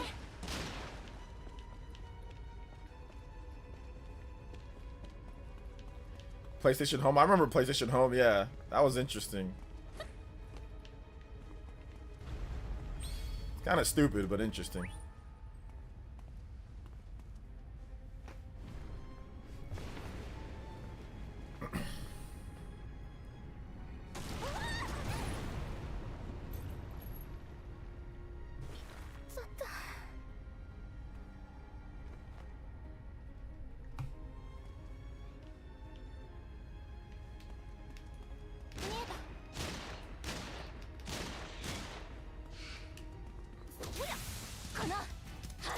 I used PS Home for a little bit, but I never found it to be like worth your time at the end of the day. Just a waste of time. PS Home was legit when you had no games on PS3. Yeah. Yeah. I don't know, man. I played it for a little bit because it was something different and something new, but it seems like Sony spent a lot of time on PS Home, and it ended up being kind of like no need for it.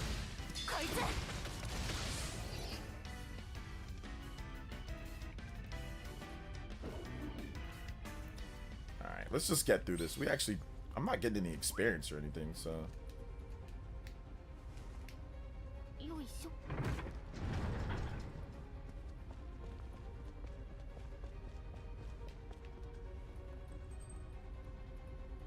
Supposed to be like a lobby to meet people and play games with, but it's too hard at launch. The game didn't work.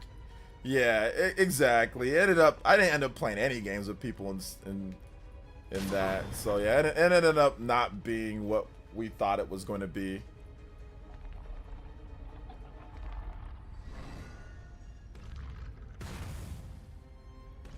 I think they're going to teach me about different planes here. Yeah. Range shift. Battle areas divided into two areas, the inner range and the outer range. You can switch between ranges with the range shift. Press the up or down on the D-pad to evade the enemy attack. Let's try.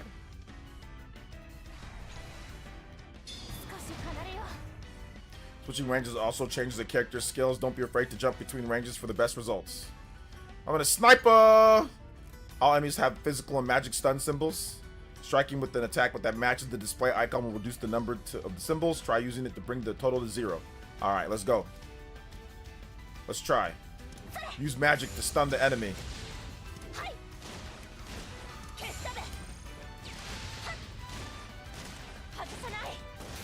Complete. When the number falls to 0, the enemy will become stunned, which is a weakened state. This concludes the tutorial. Get out there and find your own battle. Alright, there we go. Snipe! Snipe! Bullet storm! Yippee! Piercing arts! Sniper! And stun! We're going in! You missed!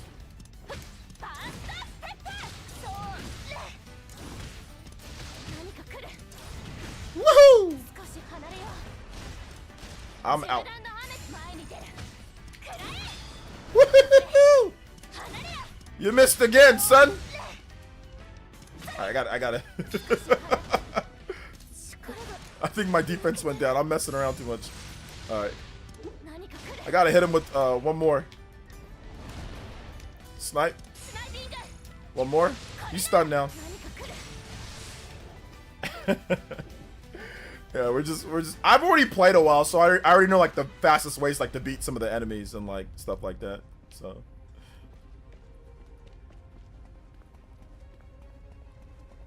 Buffs, debuffs, rinse and repeat.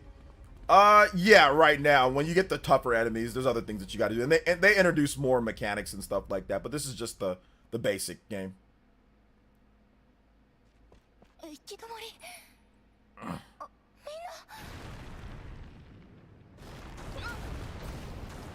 Actually, we don't really have too many buffs or debuffs at this point, outside of like breaking down their dodge. Like, you don't see all this stuff that you get, like the attack and defense, like up, like that'll come later, or become available a little bit later. But what I realized, like with the tougher enemies in the game, like on the very hard difficulty, is that you definitely gotta use a lot of the synthesis becomes clutch. Like using synthesis on your weapons and items, that has become like what I gotta do in order to beat some of the tougher stuff in the game.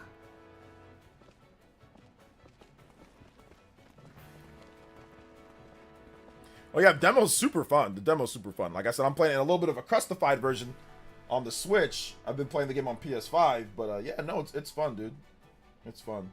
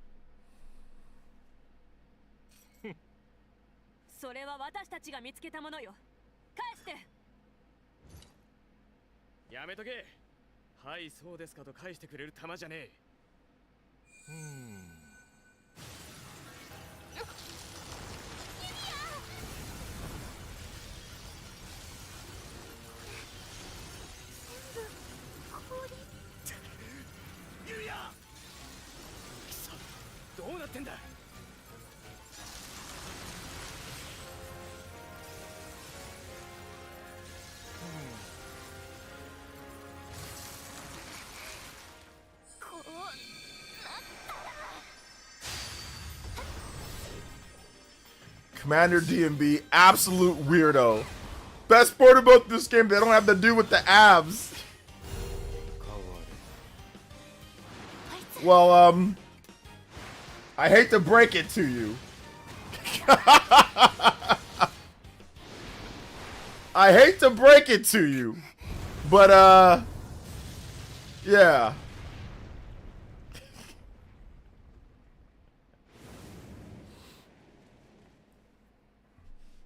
Maybe you'll see one later.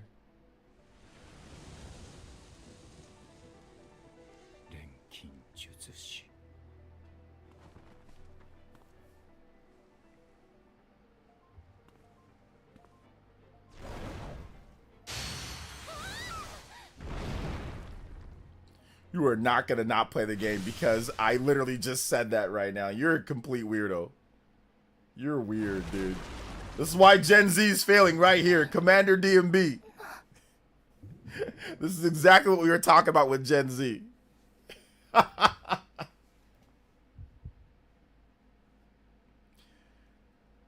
There's still more to the demo, though.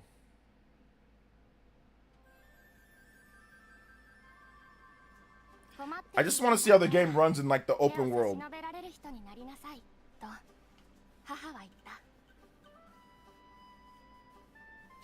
Great looking combat, waifus everywhere. Where's this game been all my life? Yeah? It's a fun game.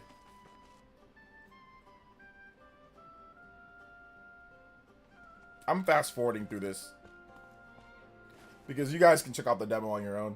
I just want to get to the open world part so you guys can see some of that and I can capture some of that footage. How many abs in this open world though? I have my limits. Yeah. The limits. Sir? So basically she's part of a research team. This land, because of like a great calamity or whatever, they banned alchemy. But she's an alchemist and they need her help to research and chart this land. So that's what she's doing here. We saw a part that's in the future. Now this is going back to what happened before that part that you saw. This guy has abs, by the way. You can't tell by this. Well, maybe you can tell. But he has abs. Most of the men in this game have abs. I have a 0 abs tolerance policy. You do not. You're just weird. 102 gigabytes. Is it on Switch? What? This game is not 100. This game's like... This game, I don't think it's more than like 20 or 30 gigabytes on the PS5. This game? She basically says, hey, let's not be so formal.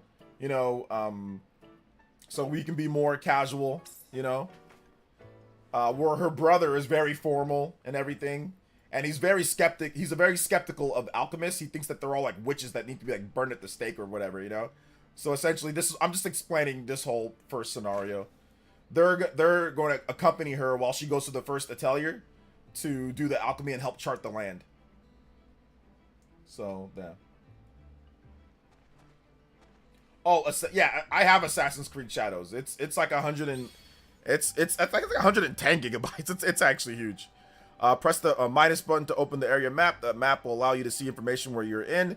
You're gonna be pressing the map a lot in this game. Use the area map to fast travel to specific locations. Press X to gather. X. Okay, on there. Okay, here we go.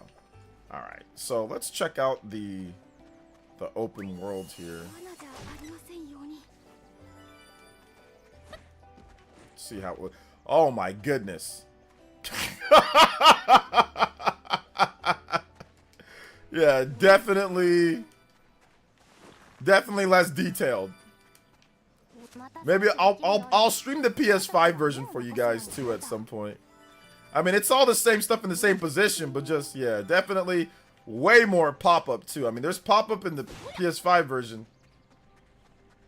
But yeah, they are definitely trying, man. They did their best. Yeah, the foliage and textures, like the textures in the foliage just cut back significantly. But I get it. It's a huge open world game. Use a smoke bomb with exploration back to flee battles. Smoke bombs with 100% accuracy. Yeah. See, I'm nowhere near as powerful right now. All I got was piercing arts.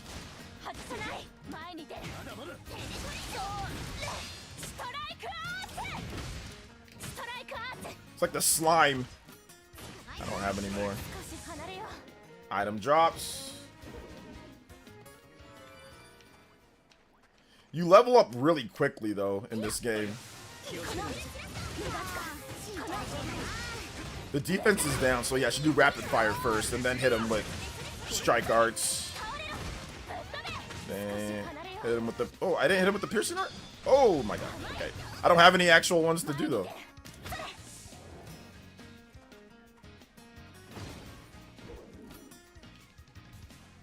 Yeah, definitely there's a radius for sure. There's definitely a radius. Oh my, yo, look at, yo, this is, I don't know what this is, but this is not it.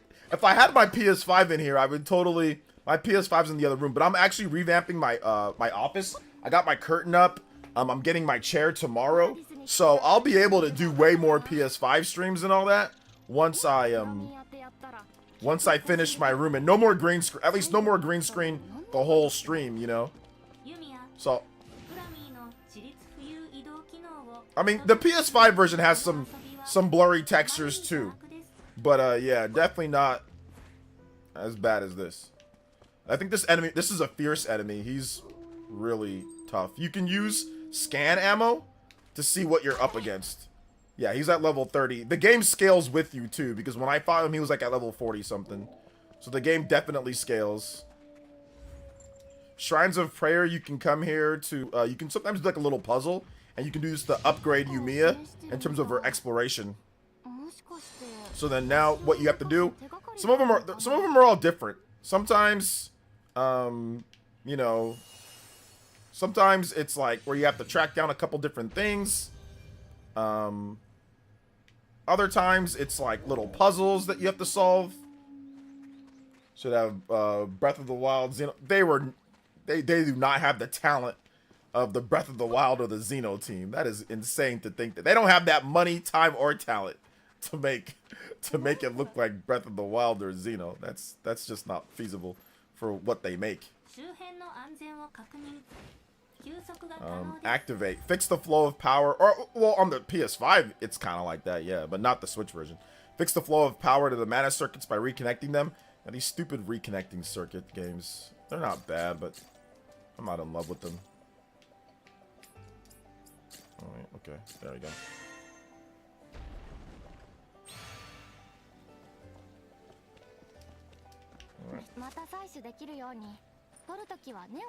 Genshin Impact graphics? Genshin Impact isn't on Switch, so there's nothing to compare it to. I think there's one. Yeah, you gotta shoot this one right here. Try to get her ammo. Alright. I just remember getting clapped by this guy a couple times because I decided I wanted to fight him under leveled. Yeah, bad idea.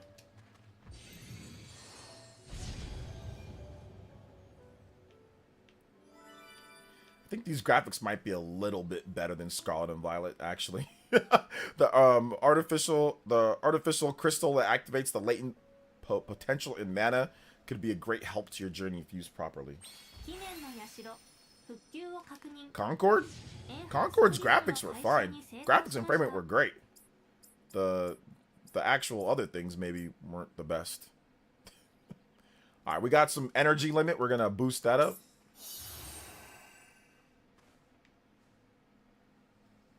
I've been playing Assassin's Creed Shadows, so I already have the game for review. You'll hear more about it tomorrow. Come through. Make sure you hit the like button and subscribe to the channel. Click the notification bell so you know what I'm playing, know what I'm doing. But yeah, I have the game for review. So I've been playing it for a while now. We're gonna do. Let's do another energy gathering ranking up. Energy point. You can hold up. Energy gathering rank up. Okay, energy gathering rank up. Okay, let's just do that. One of those. So I think we got that. So play Shadows if it came to Switch too. Yeah, it's rumored too, but yeah, I'm playing it on PS5, and yeah, I'll talk about it tomorrow. The map being big isn't what. Probably isn't gonna what makes the game good or bad. Is not the map size. Assassin's Creed already has crazy huge map sizes anyway, so that's probably not what makes it good or bad. But yeah, you'll find out. I mean, tomorrow the reviews go up, so you'll see the reviews tomorrow. My gameplay goes up tomorrow as well, so, or at least my thoughts.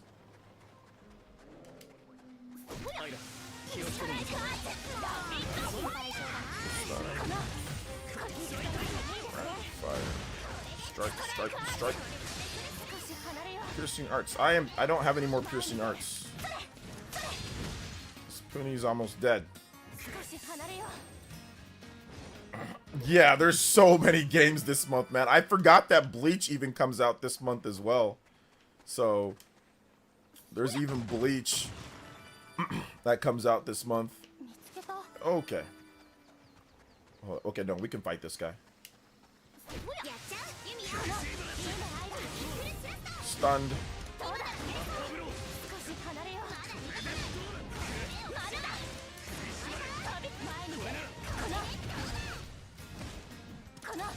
Stunned.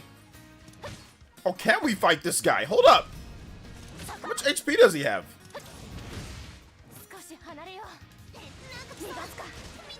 Goodness gracious.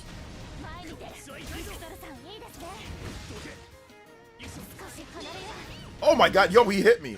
Hit me pretty hard there. Alright, yeah, I think I forgot to check the, what's it called? I forgot to check his HP.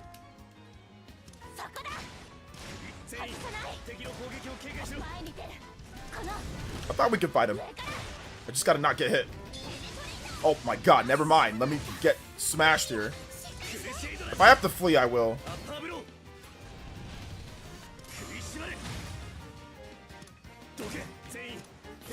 Use this and damage sponge.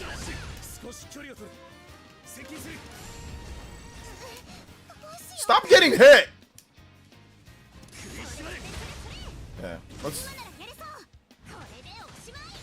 just go, because it's taking way too long to beat him. Let me see what HP is he at? Or what level is he at? I didn't think he was level 5? Getting cooked at level 5? It's crazy. I need to go to the Atelier so I can get some resources so I can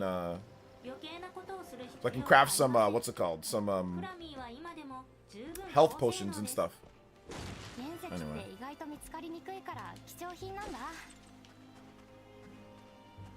Smoke bombs? Nah, I already had them. You already have like 5. They already give you a little default amount of like 5 smoke bombs, so you don't gotta make them. You can make more though once you I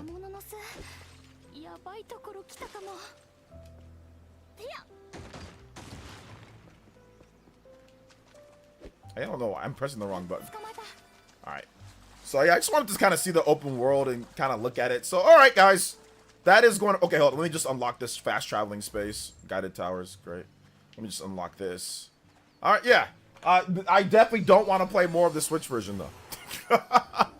I think portable would be kind of cool to like play differently. Like if I didn't bring like, you know, whatever. But yeah, that's that. It's out. The demo is out on all platforms. So if you want to go check out the demo on all platforms, that's fine.